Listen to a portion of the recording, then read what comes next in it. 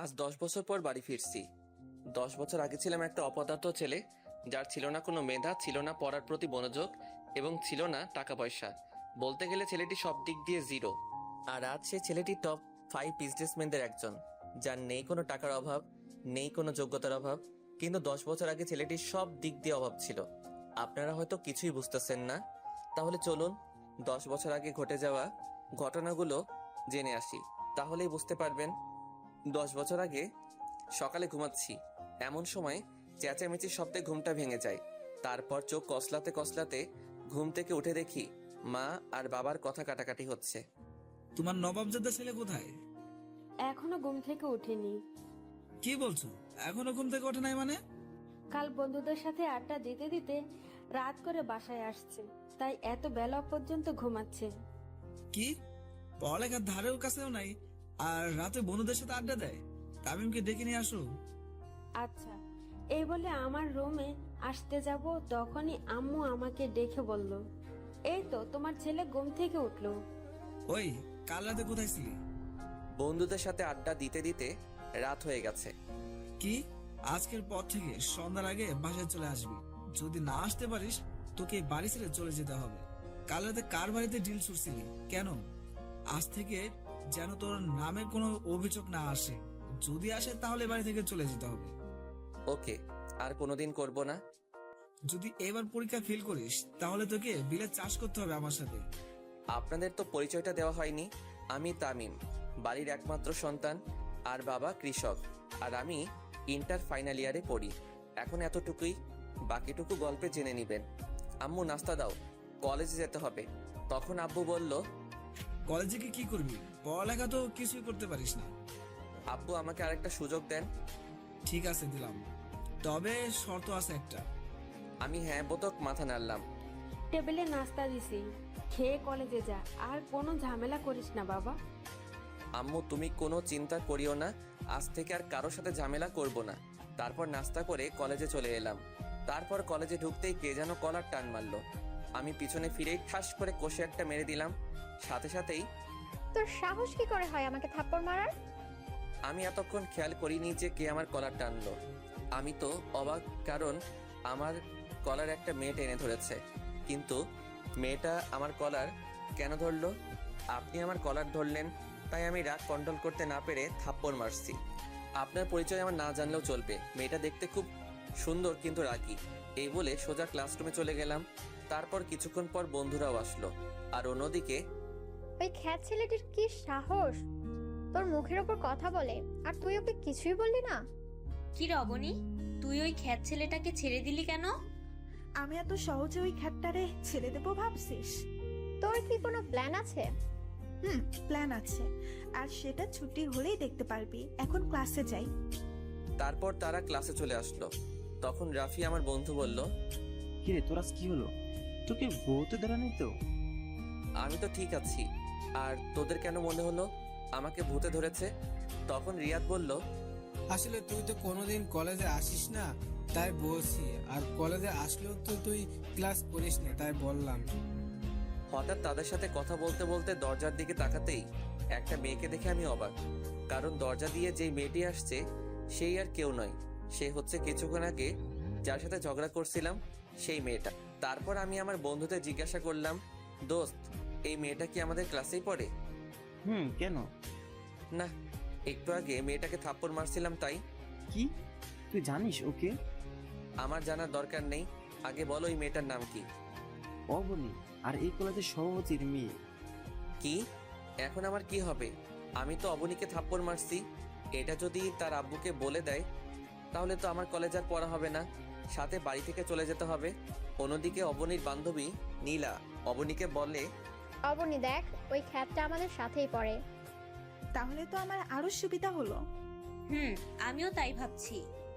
তারপর দেখি স্যার ক্লাসে এসে আমাকে দেখে স্যার বলল, ক্লাসে কিছু এলিয়েন দেখতেছি, তোমরা কি তাদের দেখতেছো? আমাকে উদ্দেশ্য করে বলল, কারণ এর আগে কলেজে আসলেও ক্লাস করিনি, তাই ক্লাসে দেখে স্যার অবাক হয়ে গেল।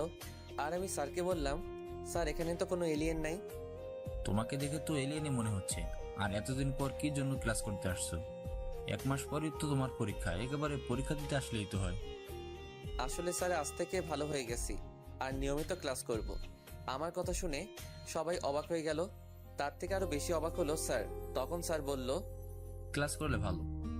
তারপর স্যার আরো কিছুক্ষণ ক্লাস করিয়ে চলে গেল। তারপর সব ক্লাস করে যখনই বন্ধুদের নিয়ে গেট দিয়ে বাহির হব, তখনই কে যেন খ্যাত খ্যাত করে আমাকে ডাকতেছে। ওই খ্যাত, আমি পিছনে ফিরে দেখে অবনী আমায় ডাকতেছে। আমাকে বলতেছেন, এখানে তুই ছাড়া আর কে আছে? আচ্ছা আসতেছি। এই বলে আমার বন্ধুরা সহ আমি অবনীর কাছে গেলাম। ওই তোরা যা। আমরা কেন যাব? যেতে বলছি, যাবি নাকি অন্য ব্যবস্থা করব? আচ্ছা যাচ্ছি যাচ্ছি।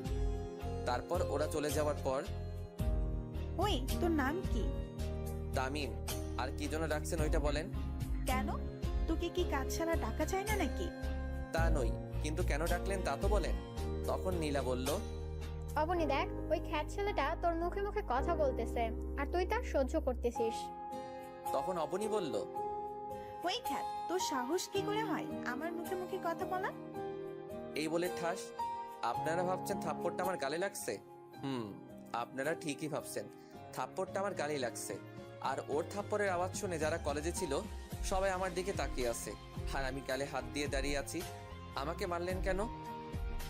আবার আমার মুখে মুখে কথা বলতেছিস? সরি আপু। ঠাস, আবার থাপ্পড় মারলো। এই বড়লোক মেয়েগুলো গরিবদের ভাবেটা কি? আমরা গরিব বলে কি আমাদের কোনো প্রাণ নেই? আমাদের কি কোনো ফিলিংস নেই? আমরাও তো মানুষ। আপনি আবার আমায় মারলেন কেন? আজ থেকে আমায় ম্যাডাম বলে ডাকবি। কি বলে ডাকবি? ম্যাডাম বলে। এই তো, গুড বয়। আর শোন, কাল সকালে তাড়াতাড়ি আসবি। Okay madam. তারপর অবনীর কাছ থেকে বিদায় নিয়ে সোজা বাসায় চলে আসলাম। তারপর ফ্রেশ হয়ে আম্মুকে বললাম, আম্মু খুব খিদে পেয়েছে, খাবার দাও। আচ্ছা তুই টেবিলে বস, আমি খাবার দিচ্ছি। তারপর খাবার খেয়ে রুমে গিয়ে শুয়ে গেলাম। আর কলেজে ঘটে যাওয়া ঘটনাগুলো ভাবতেই কখন যে ঘুমিয়ে গেলাম নিজেও জানি না। অন্যদিকে অবনী কলেজ থেকে বাড়ি ফিরে আর গান গেয়ে গিয়ে সিঁড়ি থেকে উঠতে যাবে, ঠিক তখনই শিমুল চৌধুরী, আজ আমার মেয়েকে এত সুন্দর লাগছে কেন? আমি একটা ছেলেকে ভালোবেসে ফেলেছি। তা কে সেই ছেলেটা, যে ছেলেটা আমার এই মেয়ের মন কেড়ে নিয়েছে? ছেলেটার নাম তামিম, কিন্তু তার স্ট্যাটাস আমাদের মতো অত হাই লেভেলের না। ও, তা ছেলেটাকে কি বলেছিস তুই অনেক পছন্দ করিস বা ভালোবাসিস? না মা, আচ্ছা এসব এখন থাক না। এসব এখন খুব জোরে খিদে পেয়েছে। তুমি খাবার রেডি করো, আমি ফ্রেশ হয়ে আসতেছি। নীলা, আচ্ছা যা মা। দোস্ত তুই কোথায়, আজ আসবি না? আমি তো ঘুম যাচ্ছি। কি? আচ্ছা তুই রবিক আঙ্কেলের চায়ের দোকানে চলে আয়। কেন বলো তো, কোনো সমস্যা হয়েছে নাকি? আরে না, আজ আড্ডা দিবি না? আমি তো আড্ডা দেওয়ার জন্য কল দিচ্ছি। সরি দোস্ত, আজ থেকে আমি আর আড্ডা দিব না। আচ্ছা তামিম, তুই কি আমাদের সেই বন্ধু তামিম নাকি অন্য কেউ? কেন বলতো? না মানে ভূতের মুখের রাম রাম শুনছি তাই বলতেছি। এখানে রাম রামের কি হয়েছে? আমরা তো অনেক আড্ডা দিয়ে অনেক সময় নষ্ট করছি, আর সামনে পরীক্ষা, তাই ভাবলাম ভালোভাবে প্রস্তুতি নিতে হবে। আচ্ছা ঠিক আছে দোস্ত। তারপর বাইরে চলে আসলাম। তারপর মাগরিবের নামাজ পড়ে বাড়িতে চলে আসলাম আর বই নিয়ে পড়তে বসলাম। তারপর 10টার দিকে আম্মু খাবার জন্য ডাক দিল। তারপর ডিনার করে ঘুমিয়ে গেলাম। তারপর সকালবেলা ঘুম থেকে উঠে ফ্রেশ হয়ে নাস্তা করে কলেজে যাই। আর কলেজে গিয়েই তো আমি অবাক, কারণ অবনী আজ শাড়ি পরে আসছে। মনে হচ্ছে আসমান থেকে পরি নেমে এসেছে। ছি, আমি এসব কি ভাবতেছি? ও কোথায় আর আমি কোথায়? ওরা বড়লোক আর আমরা গরিব, ওদের সাথে আমাদের মানায় না। তারপর এইসব ভাবতে ভাবতে ক্লাসে চলে আসলাম। নীলা, আজ এই খ্যাটটা আসেনি নাকি? জানি না রে। আচ্ছা চল, ক্লাসের সময় হয়ে গেছে, ক্লাসে যাই। চল। কি রে অবনী, কাকে খুঁজছিস? আর ওই খ্যাটটা আসে নাই না কি আজ? তারপর হঠাৎ অবনীর আমার দিকে চোখ পড়তেই, দেখ নীলা, ওই খ্যাটটা কলেজে আসলো অথচ আমার সাথে দেখা করেনি। এর একটা বিহিত করতে হবে। আজ ওর একটা বিহিত করতেই হবে। ক্লাস ছুটি হোক, তারপর দেখাচ্ছি। আমি ক্লাসে এসে বন্ধুদের পাশে বসে গেলাম। তখন রাফি বলল, কিরে দোস্ত, কি অবস্থা? এই তো ভালো, তোদের কি অবস্থা? আমরা ভালো দোস্ত। তারপর স্যার ক্লাসে চলে আসলো। তারপর স্যার কিছু নোট লিখে দিলেন আর বললেন, আচ্ছা, কাল তোমাদের এই বিষয়ের উপর ক্লাস টেস্ট নেওয়া হবে, তাই সবাই ভালোভাবে প্রস্তুতি নাও। তারপর স্যার আরও কিছুক্ষণ ক্লাস করে চলে গেলেন। তারপর একে একে সব ক্লাস করে চলে আসতে যাব, তখন দেখি অবনী গেটের ওইখানে দাঁড়িয়ে আছে। আমি অবনীকে না দেখার ভান করে চলে যেতে যাব, তখনই ওই ক্যাট, তোকে সকালে আমার সাথে দেখা করতে বলেছিলাম না? সরি, আসলে ভুলে গেছিলাম। কাল সকালে আসার পর আমার সাথে দেখা করে তারপর ক্লাস করতে যাবি। আচ্ছা এখন তুই যেতে পারিস। আচ্ছা যাচ্ছি। এই বলে বন্ধুদেরকে নিয়ে চলে আসলাম। মাঝপথে রিয়াদ বলল, আচ্ছা দোস্ত, ওই অবনী তোর পিছনে এভাবে লেগে আছে কেন? তখন রাফি বলল, ওই দিন অবনীকে তামিম থাপ্পড় মারলো না, মনে হয় ওইটার বদলা নেওয়ার প্ল্যান করতেছে। এই রে, এরা কিভাবে জানলো আমি অবনীকে থাপ্পড় মারছি? সত্যি তুই অবনীকে থাপ্পড় মারছিস? তাহলে তো তুই শেষ। আরে এমনি ভয়ে ভয়ে আছি, আর তুই সেইখানে আরো ভয় দেখাচ্ছিস। কোথায় সাহস দিবি তা না করে উল্টা আমায় ভয় দেখাচ্ছিস। তোরা কি আদৌ আমার বন্ধু নাকি শত্রু তা আজও জানতে পারলাম না। দোস্ত ওসব বাদ দে তো, কাল যে টেস্ট পরীক্ষা হবে তা নিয়ে কিছু ভাবছিস? যা হবে কাল দেখা যাবে। আচ্ছা চলি দোস্ত, আর ভালোভাবে প্রস্তুতি নিস। ওদের সাথে কথা বলতে বলতে বাড়িতে চলে আসলাম। বাড়িতে ঢুকে মাকে বললাম, আম্মু খুব খিদে পেয়েছে, খাবার দাও। আচ্ছা তুই ফ্রেশ হয়ে আয়, আমি টেবিলে খাবার দিচ্ছি। তারপর আমি ফ্রেশ হতে চলে গেলাম। অবনী, তুই এই খ্যাতটাকে সবসময় এভাবে ছেড়ে দিস কেন? আরে অপেক্ষা কর, ফাইনাল পরীক্ষার পর আমাকে থাপ্পড় মারার প্রতিশোধ নেব। দেখ কাল কি করি। মুখে তো বলে দিলাম, তামিমকে কি আমি শাস্তি দিতে পারবো না? আমি তামিমের থেকে প্রতিশোধ নিতে পারবো না, কারণ আমি যে তামিমকে খুব ভালোবেসে ফেলেছি। তামিমকে কি আমি বলতে পারবো আমার ভালোবাসার কথা? কিরে, তুই কি ভাবছিলি এতক্ষণ? সে কখন থেকে ডাকতেছি, তোর কোনো খুশি নেই? না কিছু না, চল বাড়ি যাই। তারপর ওরা দুইজনে বাড়ি চলে আসলো। এদিকে তামিম ফ্রেশ হয়ে খাবার খেয়ে ঘুমিয়ে পড়ে। তারপর সন্ধ্যার দিকে মাগরিবের নামাজ পড়তে বসে, কারণ কাল তার টেস্ট পরীক্ষা, তাই ভালোভাবে প্রস্তুতি নিতে হবে। তারপর 2 ঘন্টা পরে একটু বিশ্রাম নেয়, তারপর ডিনার করে শুয়ে পড়লাম। সকালবেলা 6টায় ঘুম থেকে উঠে ফ্রেশ হয়ে আবার পড়তে বসলাম। তারপর দেখতে দেখতে কলেজের সময় হয়ে গেল। তারপর নাস্তা করে কলেজে চলে এলাম। তারপর অবনীর সাথে দেখা করে ক্লাসে চলে এলাম। তারপর প্রিন্সিপাল এসে আমাকে ডেকে তার কেবিনে নিয়ে গেল। এরপর স্যার যা বললো তা শুনে তো আমার নিচ থেকে মাটি সরে গেল। তারপর কলেজে এসে সোজা অবনীর কাছে চলে গেলাম। কিরে, আজ তুই নিচেই চলে আসলি? যাক ভালোই হলো। বলেন ম্যাডাম, কেন ডেকেছেন? কেন ডেকেছি তার জন্য কি তোকে কৈফিয়ত দিতে হবে নাকি? এই বলে ঠাস করে 2 গালে 2টা থাপ্পড় মারলো। থাপ্পড়টা এত জোরে লাগলো যে আমার ঠোঁট থেকে রক্ত বের হচ্ছে আর খুব জ্বলছে। তবু সহ্য করে থাকলাম, কারণ এখন কিছু বললে হিতে বিপরীত হতে হবে, তার চেয়ে চুপ করে থাকি। যা তো এখান থেকে। তারপর আমি সোজা ক্লাসরুমে চলে আসলাম, আর আমি পকেট থেকে রুমালটা বের করে রক্ত মুছে আবার ঢুকিয়ে রাখলাম। তারপর আমার বন্ধুরা চলে এলো। তারপর বন্ধুদের সাথে একটু কথা বললাম। অন্যদিকে অবনী ভাবতেছে, না, তামিমকে এভাবে মারাটা ঠিক হয়নি। ধুর, এখন কি তামিমকে ভালোবাসার কথা বললে তো আমাকে মেনে নিবে না। তামিম তো আমাকে মেনে নিবে না, কারণ আজ আমি যা অন্যায় করলাম তার জন্য তামিম আমাকে ক্ষমা নাও করতে পারে। এখন কি করি? তখন অবনীর বান্ধবী রিমি বলল, কিরে অবনী, কি ভাবছিস? চল ক্লাসে যাই। চল। তারপর অবনী আর তার বান্ধবীরা চলে আসলো। এদিকে রাফি তামিমকে বলল, কিরে দোস্ত, তোর ঠোঁট কাটলো কি করে? আরে তেমন কিছু না দোস্ত, সামান্য ব্যথা পেয়েছি, ঠিক হয়ে যাবে। আচ্ছা। রাফির সাথে কথা বলতেছি, তখন স্যার ক্লাসে চলে আসলো। স্যার ক্লাসে ঢোকার সাথে সাথে প্রিন্সিপালও ক্লাসে ঢুকলো আর বলল, তোমাদের মধ্যে তামিমকে? জি স্যার, আমি। তুমি আমার কেবিনে এসো। আচ্ছা স্যার। তারপর আমি প্রিন্সিপালের কেবিনে গেলাম। সেখানে গিয়ে দেখি কলেজের সভাপতিও আছে, সাথে আমার আব্বুও। তারপর সভাপতি তারেক চৌধুরী মানে অবনীর আব্বু বলল, তুমি সেই তামিম যে প্রতিদিন আমার মেয়েকে বিরক্ত করো? ঠিক বুঝলাম না স্যার। তামিম, তোমাকে এই কলেজে টিসি দেওয়া হলো। যা শুনে আমার নিচ থেকে মাটি সরে গেল। মনে হচ্ছে আমার বুকে কেউ ছুরি ঢুকিয়ে দিয়েছে। কোনো কথা মুখে আসছে না, তবু অনেক কষ্টে আমি বললাম, আমি কি জানতে পারি আমার কোন অপরাধে আমাকে এই কলেজ থেকে টিসি দেওয়া হলো? তুমি স্যারের মেয়েকে প্রতিদিন বিরক্ত করার অপরাধে তোমাকে টিসি দেওয়া হলো। ও বুঝছি, বাবা চলো। কোথায় যাবি? কেন বাড়ি যাব? কারণ এই কলেজে আর আমার জায়গা নাই। স্যার প্লিজ আমার ছেলেকে আরেকটা সুযোগ দিন। আমার ছেলে যতই খারাপ হোক না, এই কাজটা করতেই পারে না।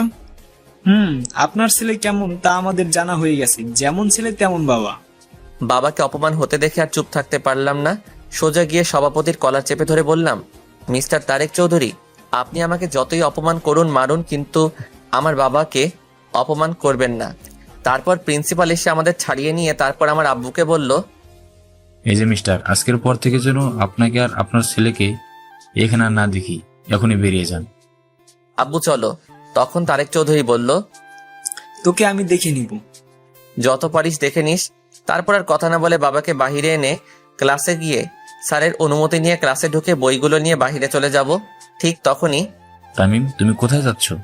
সরি স্যার, এই কলেজ থেকে টিসি দেওয়া হয়েছে, তাই চলে যাচ্ছি। আমি এই কথা বলার সাথে সাথে অবনী বলে উঠল, তোমাকে কে টিসি দিচ্ছে? তার চাকরি আমি কেড়ে নিব। সরি ম্যাডাম, আমরা গরিব হতে পারি কিন্তু কারো দয়া নিয়ে বেঁচে থাকতে চাই না।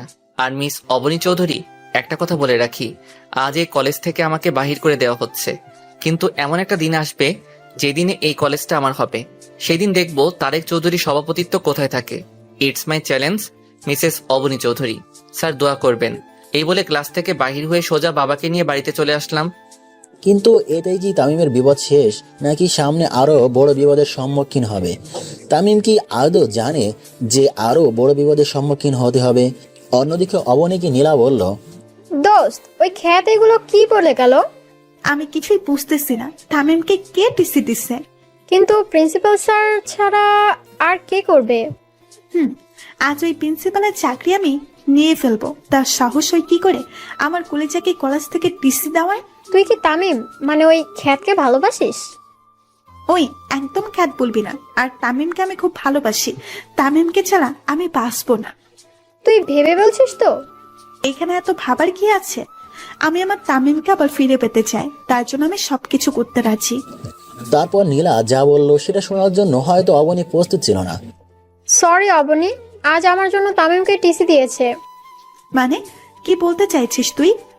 আসলে আমি আঙ্কেলকে বলেছি যে তামিম তোকে বিরক্ত করে, তাই আঙ্কেল কলেজে এসে তামিমকে টিসি দিছে। তখন অবনী ভাবল, কি এখন আমি কি করব? আমি কি আবার তামিমকে হারিয়ে ফেলবো? না, আমি তামিমকে হারাতে চাই, কিন্তু আমার বারবার কেন মনে হচ্ছে আমি হারিয়ে ফেলেছি।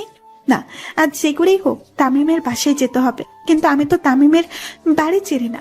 তো কি হয়েছে? তামিমের বন্ধু রাফির থেকে জিজ্ঞেস করব। কি ভাবতেছিস? কিছু না। এই বলে ক্লাস থেকে বেরিয়ে সোজা বাড়ি চলে গেল।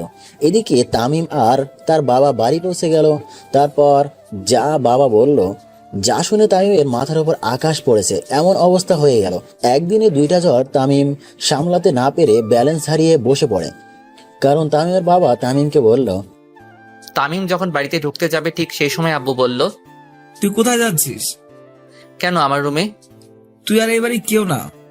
কি বলছো এসব? আব্বু তুমিও বিশ্বাস করো আমি ওই মেয়েটাকে বিরক্ত করছি? কি হয়েছে রে বাবা? তারপর আব্বু কলেজে ঘটে যাওয়া সব ঘটনাগুলো বলল। ছি, তোকে আমার ছেলে বলতেও লজ্জা করছি। বেরিয়ে যা আমার বাড়ি থেকে।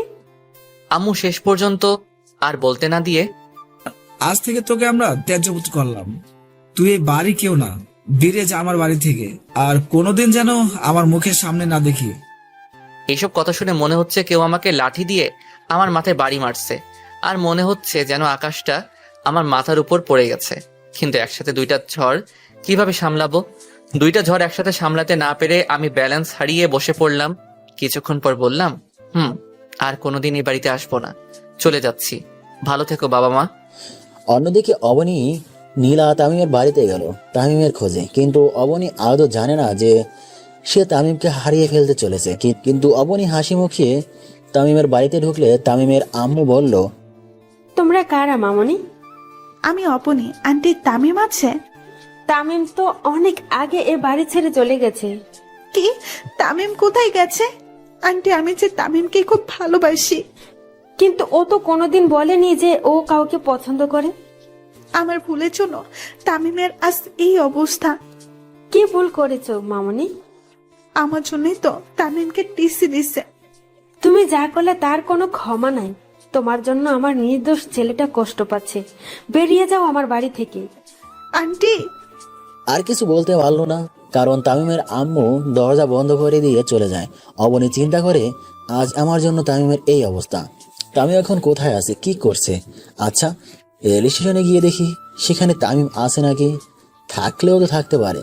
তারপর অবনী রেল স্টেশনের দিকে ছুটে যায়, কিন্তু কপাল খারাপ, সেখানেও তামিম নেই। এদিকে তামিম তার সব সার্টিফিকেট আর মোবাইল আর কিছু জমানো টাকা ছিল সব কিছু নিয়ে বেরিয়ে পড়লো অজানা রাস্তার পাড়ি দিতে, আর বলল, জানি না কোথায় এই রাস্তার সমাপ্তি হবে, জানি না এখন কোথায় থাকবো। তারপর এইসব ভাবতে ভাবতে হাঁটতেছি। তারপর রেল স্টেশনে গিয়ে ট্রেনের জন্য অপেক্ষা করলাম। অবশেষে অপেক্ষার সমাপ্তি ঘটে। স্টেশনে ঢাকাগামী ট্রেনটাতে উঠে পড়লাম। তারপর ট্রেনটা নিজের মতো করে চলতে লাগলো, আর আমি বাহিরের দৃশ্য উপভোগ করতে লাগলাম। আর কিছুক্ষণ আগে ঘটে যাওয়া ঘটনাগুলো ভাবতেছি, কি থেকে কি হয়ে গেল। এটা তো হওয়ার ছিল না, কিন্তু যা হওয়ার তা তো হবেই, কারণ এটাই যে নিয়তির খেলা। নিয়তির খেলা হিসেবে আমাকে তো মেনে নিতেই হবে। এসব ভাবতেই নিজের অজান্তেই চোখে দিয়ে পানি চলে এলো। দেখতে দেখতে সন্ধ্যা হয়ে গেল। 8টার দিকে ট্রেনটা স্টেশনে থামলো। আমি স্টেশনে নেমে মোবাইল থেকে সিমটা খুলে ফেললাম আর নতুন সিম ঢুকিয়ে নিলাম। তারপর একটা দোকানে ঢুকে রাতের খাবারটা খেয়ে নিলাম। তারপর খাবার খেয়ে আবার আনমনে ফুটপাত দিয়ে হাঁটতেছি। রাতের অন্ধকারে জ্যোৎস্না চাঁদের আলোয় যেন রাস্তাটা যেন সৌন্দর্যের শোভা পেল। এইভাবে হাঁটতে হাঁটতে কিছু দূর গিয়ে মোবাইলটা হাতে নিয়ে দেখি 12টা বাজে, আর মোবাইলে দেখি 6% চার্জ আছে। তারপর আশেপাশে চেয়ে দেখি পুরো রাস্তা ফাঁকা, শুধু আমি একা রাস্তায় হাঁটতেছি আর জ্যোৎস্না রাতের সৌন্দর্য উপভোগ করতেছি। কিন্তু এই সৌন্দর্য যে এখন আর আমার ভালো লাগে না, কারণ আমি আমার প্রিয় 2টা জিনিস যে হারিয়ে ফেললাম। কিন্তু কি করব, এইসব নিয়ে চিন্তা করে লাভ নেই। এখন আমার ক্যারিয়ার নিয়ে ভাবতেছি। হঠাৎ দেখি কয়েকজন ছেলে একটা লোকের সাথে ধস্তাধস্তি করতেছে। আমি বাধা দিতেই ওরা আমার পেটে ছুরি ঢুকিয়ে দিয়েই পালিয়ে যায়। এরপর আর কিছু মনে নেই। তারপর যখন চোখ খুললাম তখন দেখি যেই মানুষটাকে বাঁচাতে গিয়ে আমি আঘাত পেয়েছি, সেই লোকটি আর একটা মেয়ে আমার পাশে বসে আছে। হয়তো তার মেয়ে হবে। লোকটি আমার চোখ খুলতে দেখে বলল, বাবা তোমার এখন কেমন লাগছে? ভালো, কিন্তু একটু ব্যথা করছে। আস্তে আস্তে ঠিক হয়ে যাবে। আচ্ছা তোমার নাম কি? তামিম। আর আপনি কে আঙ্কেল? আমি আরিফ চৌধুরী, চৌধুরী গ্রুপ অফ ইন্ডাস্ট্রিজের মালিক। আর ইনিকে? তখন মেয়েটি বলল, আমি মাইশা চৌধুরী। আচ্ছা তোমার বাবা মার নাম্বারটা দাও। আর তুমি কোথায় থাকো? আমার তো কেউ নাই আঙ্কেল, আর আমি ঢাকায় কাল রাতে আসছি। কে বলেছে তোমার কেউ নেই? আজ থেকে তুমি আমাদের সাথেই থাকবে। না আঙ্কেল, আপনারা আমার জন্য অনেক করছেন। আপনাদের এই ঋণ আমি কোনোদিন শোধ করতে পারবো না। কিসের ঋণ? বাবার কাছে ছেলের ঋণ থাকে না। আজ থেকে তুমি আমাদের সাথেই থাকবে। না আঙ্কেল, এই আমাকে আর বলতে না দিয়ে আঙ্কেল বললেন, তোমাদের সাথে থাকবে ব্যাস, আমি আর কোনো কথা শুনতে চাই না। কিন্তু তখন মাইশা বলল, কোনো কিন্তু নয়, তুমি আমাদের সাথে থাকবে ব্যাস। ওনাদের জোরাজোরিতে আমি ওনাদের সাথে যেতে রাজি হলাম। তারপর আঙ্কেল ডাক্তারের কাছে গিয়ে বললেন, ডাক্তার আমরা কি তামিমকে বাসায় নিয়ে যেতে পারবো? পারবেন, তবে ওনাকে কিছুদিন রেস্ট নিতে হবে।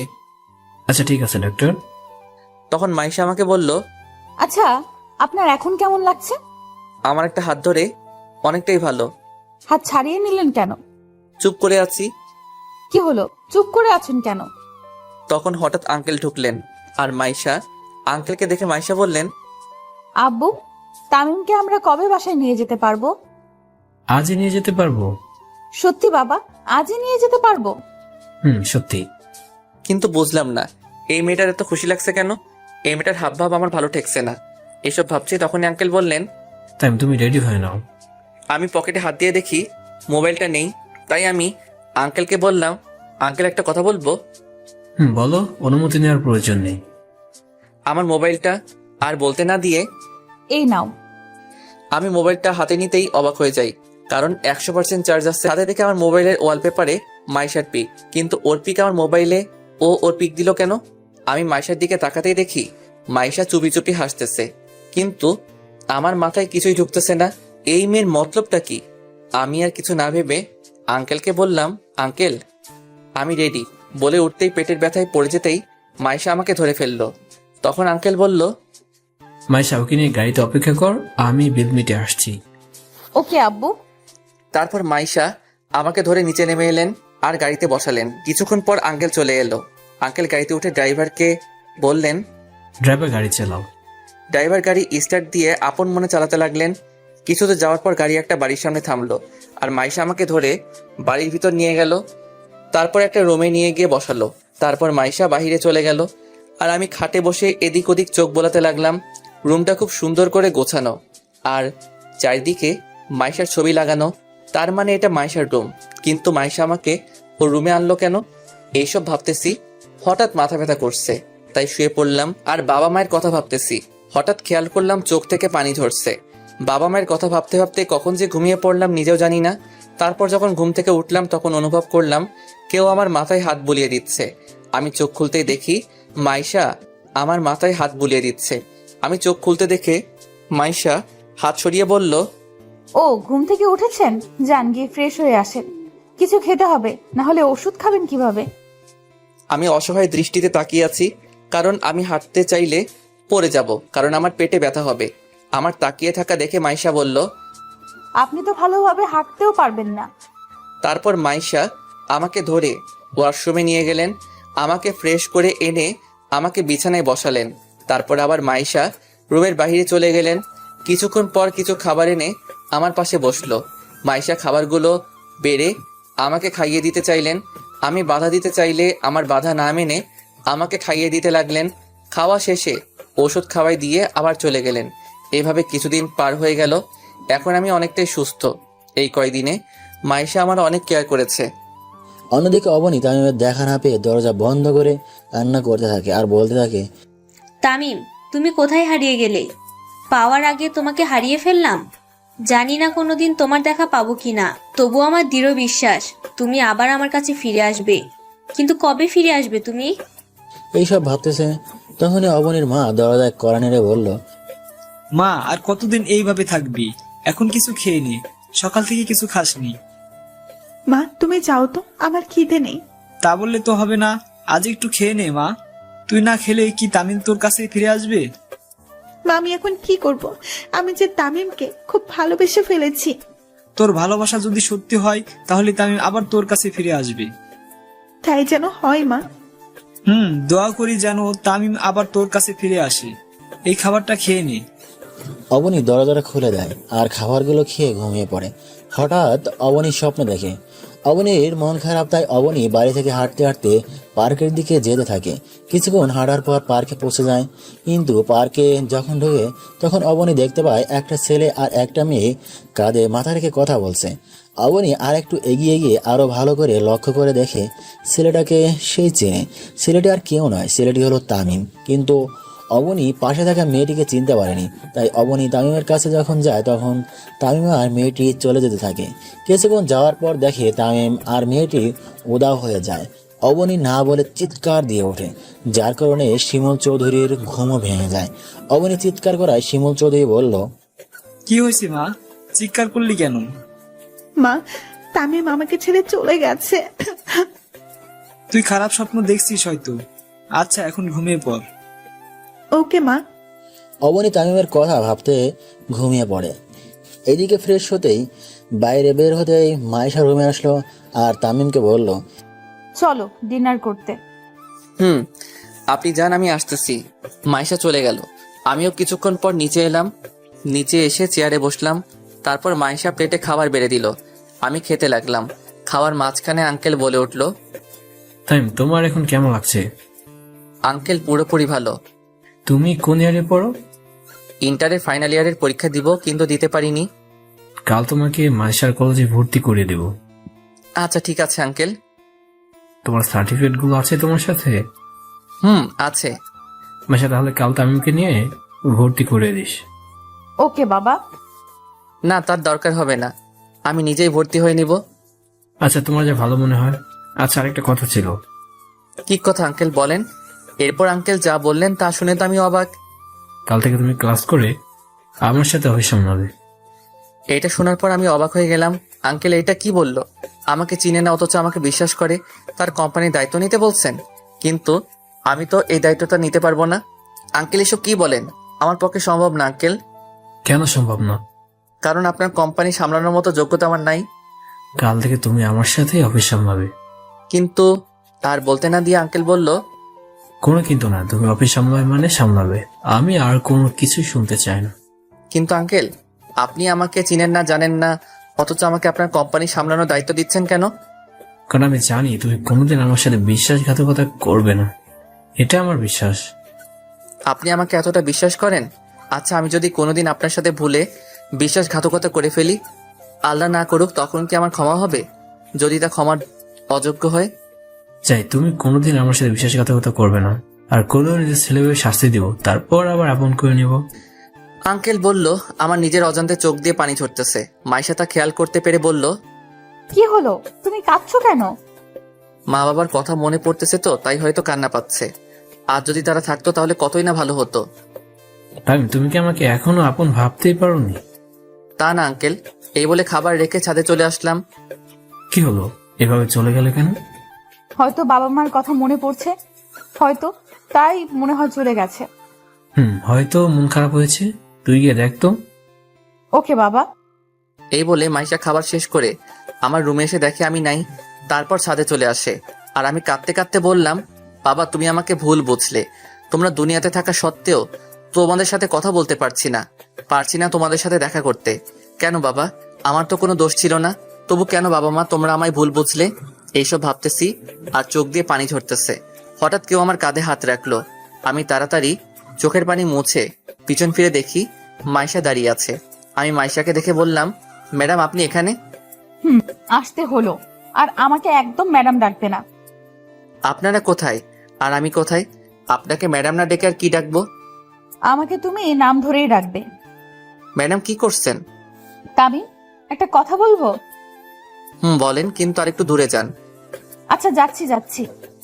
তারপর মাইশা আমার থেকে এক হাত দূরে সরে দাঁড়ালো। এইবার বলেন, কি বলবেন আপনি? তোমার কোনো গার্লফ্রেন্ড আছে? কি যে বলেন, আমার মতো একটা খ্যাত ছেলেকে কি কেউ ভালোবাসতে পারে? এছাড়া আমার আর একটা কথা বাকি আছে, কিন্তু তোমাকে কিভাবে যে বলি, তুমি রাগ করবে না তো? রাগ করার মতো কথা হলে অবশ্যই রাগ করব। I love you Tamim. হসপিটালে তোমাকে প্রথম দেখাতেই ভালো লেগে যায়। এই প্রথম আমি কাউকে আমার ভালোবাসার কথা জানালাম। তুমি কি আমাকে তোমার সব দুঃখ কষ্টের ভাগিদার হতে দেবে? প্লিজ, তুমি আমায় ফিরিয়ে দিও না।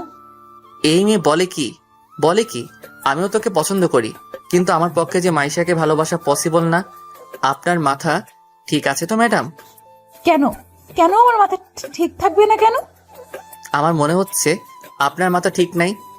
কেন ঠিক নাই? আপনি ঠিক থাকলে আমাকে ভালোবাসার মতো বোকামি করতেন না। কেন, তোমাকে ভালোবাসা কি বোকামি নাকি? তা নয়তো কি? আমি কোথায় আর আপনি কোথায়? আমি একজন সাধারণ ছেলে, আর তার চেয়ে বড় কথা হলো আমি আঙ্কেলের মনে কষ্ট দিতে পারবো না, তাই আমার পক্ষে তোমাকে ভালোবাসা সম্ভব না। আমি এত কিছু শুনতে চাই না। তুমি আমাকে ভালোবাসবে কিনা বলো। তুমি যদি আমাকে আর একবার ভালোবাসার কথা বলো, তাহলে আমি এখান থেকে চলে যেতে বাধ্য হব। আমার কথা শুনে মাইশা ভয় পেয়ে যায়, তাই মাইশা কিছুক্ষণ ভাবার পর বলল, না, তুমি আমাকে না ভালোবাসো, তবু এই বাড়ি থেকে চলে যেও না প্লিজ। ওকে, যাব না। আচ্ছা, তুমি আমাকে না ভালোবাসো, কিন্তু আমরা ফ্রেন্ড তো হতে পারি। ওকে ডান, বাট অনলি ফ্রেন্ড, আর কিছু না, মনে থাকে যেন। ফ্রেন্ড। আমরা যেহেতু ফ্রেন্ড, তাহলে আমরা তুমি করে বলতে পারি তো? ওকে, সমস্যা নাই ম্যাডাম। আবার madam? Sorry Maisha. It's okay. এরপর আর হলে কোনো ক্ষমা নাই। ওকে মহারানী। রাত তো অনেক হলো, চলো এবার গিয়ে ঘুমিয়ে পড়ো। ওকে, তুমিও যাও। এই বলে আমি ছাদ থেকে নেমে আমার রুমে চলে গেলাম, কিন্তু মাইশা ছাদ থেকে নিচে নেমে সোজা তার বাবার রুমে যায়, আর বাবাকে বলল, বাবা আসবো? আয় মা, কিন্তু তুই কাঁদছিস কেন? আচ্ছা বাবা, আমি যদি তোমার কাছে কিছু চাই, তাহলে আমাকে দিবে তো? অবশ্যই দিব।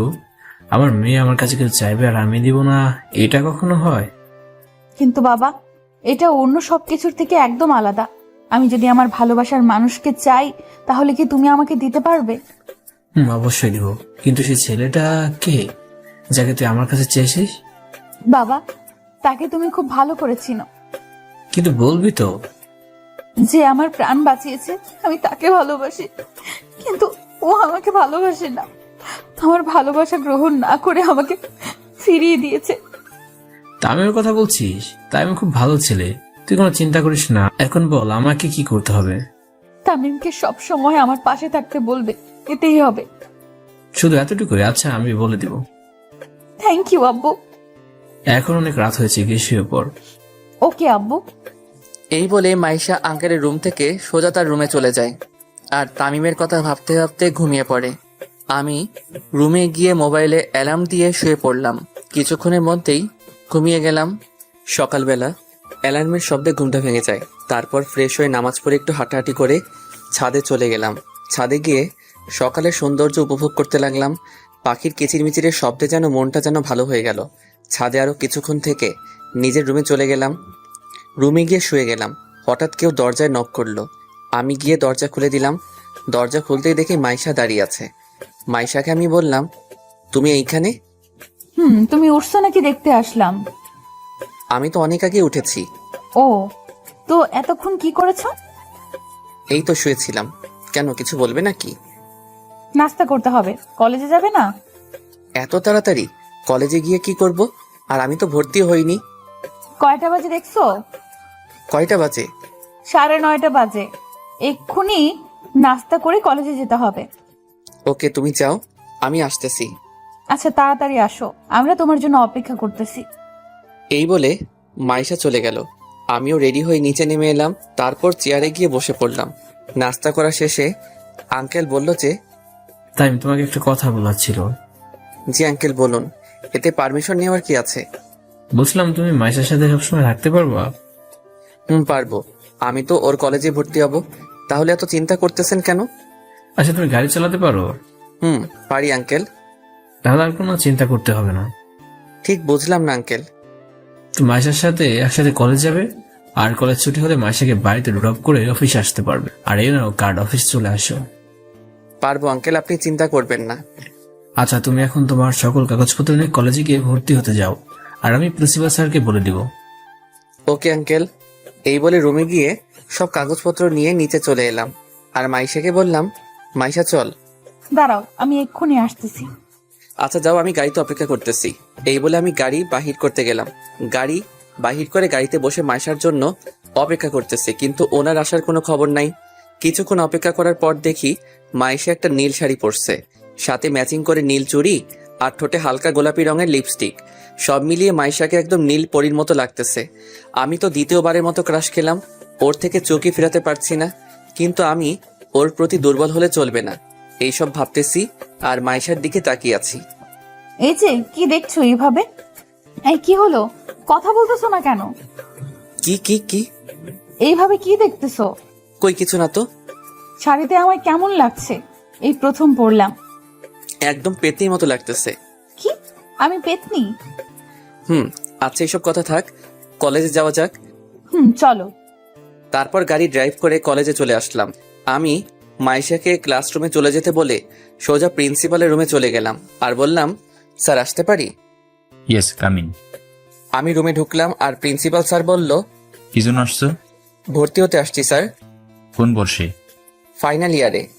কি, আর 1 মাস পর তোমাদের পরীক্ষা আর তুমি এখন ভর্তি হতে আসছো? আগের কলেজ থেকে টিসি দিছে, তাই পড়তে পারিনি। তোমার কাগজপত্রগুলো দাও। আমি কাগজগুলো স্যারকে দিলাম। স্যার কিছুক্ষণ দেখে আমাকে বললেন, তোমাকে তাহলে রফিক পাঠাইছে? জি স্যার। আচ্ছা, একটা কথা বলো তো, তোমাকে আগের কলেজ থেকে কেন টিসি দিছে? স্যার, কলেজে ঘটে যাওয়া সকল ঘটনা বললাম। সভাপতির গা হাত তুলছে কেন? কারণ উনি আমার বাবার নামে গালি দিছে, তাই। যদি এই কলেজে এরকম করো তাহলে তোমার পড়ালেখা বন্ধ হয়ে যাবে। স্যার, এই ভুল দ্বিতীয়বার আর হবে না। তোমাকে কলেজে ভর্তি করাতে পারি, তবে একটা শর্ত আছে। কি শর্ত স্যার? আমি আপনার সকল শর্তে রাজি স্যার। তুমি কলেজে কোনো রকম মারামারি ঝগড়া করতে পারবে না। যে কোনো অবস্থা দিয়ে তুমি ঝগড়া করবে না। যদি করো তাহলে তোমাকে এই কলেজ থেকে টিসি দেওয়া হবে, এবং যাতে অন্য কলেজে না ভর্তি হতে পারো সেই ব্যবস্থা করা হবে। ওকে স্যার, আমার দ্বারা এই কলেজে কোনো ঝগড়া হবে না। ওকে, এখন ক্লাসে যাও আর ভালোভাবে লেখাপড়া করো। আর 1 মাস পর তোমাদের ফাইনাল পরীক্ষা। স্যার, আমি তো ফাইনাল ইয়ারের রুম চিনি না। এখান থেকে বাহির হয়ে নিচে নেমে অপর বিল্ডিং এর 2য় তলায় তোমাদের ক্লাসরুম। ধন্যবাদ স্যার। এই বলে প্রিন্সিপাল স্যারের রুম থেকে বাহির হয়ে সোজা ক্লাসে চলে গেলাম। ক্লাসে গিয়ে দেখি স্যার ক্লাস করাচ্ছেন। আমি স্যারকে বললাম, may I coming sir? Yes, coming. তোমার নাম কি? তামিম, কলেজে নতুন আসছি। ওকে, সিটে গিয়ে বসো। আমি এদিক ওদিক তাকাতে লাগলাম, কিন্তু কোথাও জায়গা খালি নাই। আমি একটু এগোতেই একটা মেয়ে আমাকে তার পাশে বসতে বলল। আমি আর কোনো উপায় না পেয়ে তার পাশে বসলাম। স্যার কিছু নোট লিখে দিছেন, সেইগুলো তুলে নিলাম। স্যার ক্লাস করিয়ে চলে গেলে আমার পাশে থাকা মেয়েটি বলল, হাই, আমি সুমাইয়া। আপনি? জি আমি তামিম। আচ্ছা, আমরা কি ফ্রেন্ড হতে পারি? সরি না। এরই মধ্যে স্যার ক্লাসে চলে আসলো, তবু এই মেয়ের বকবকানি বন্ধ হচ্ছে না। কেন? নিজেকে কি মনে করেন একটা মেয়ে নিজ থেকে আপনাকে ফ্রেন্ড হওয়ার অফার করতেছেন বলে কি সেলিব্রিটি হয়ে গেছেন নাকি?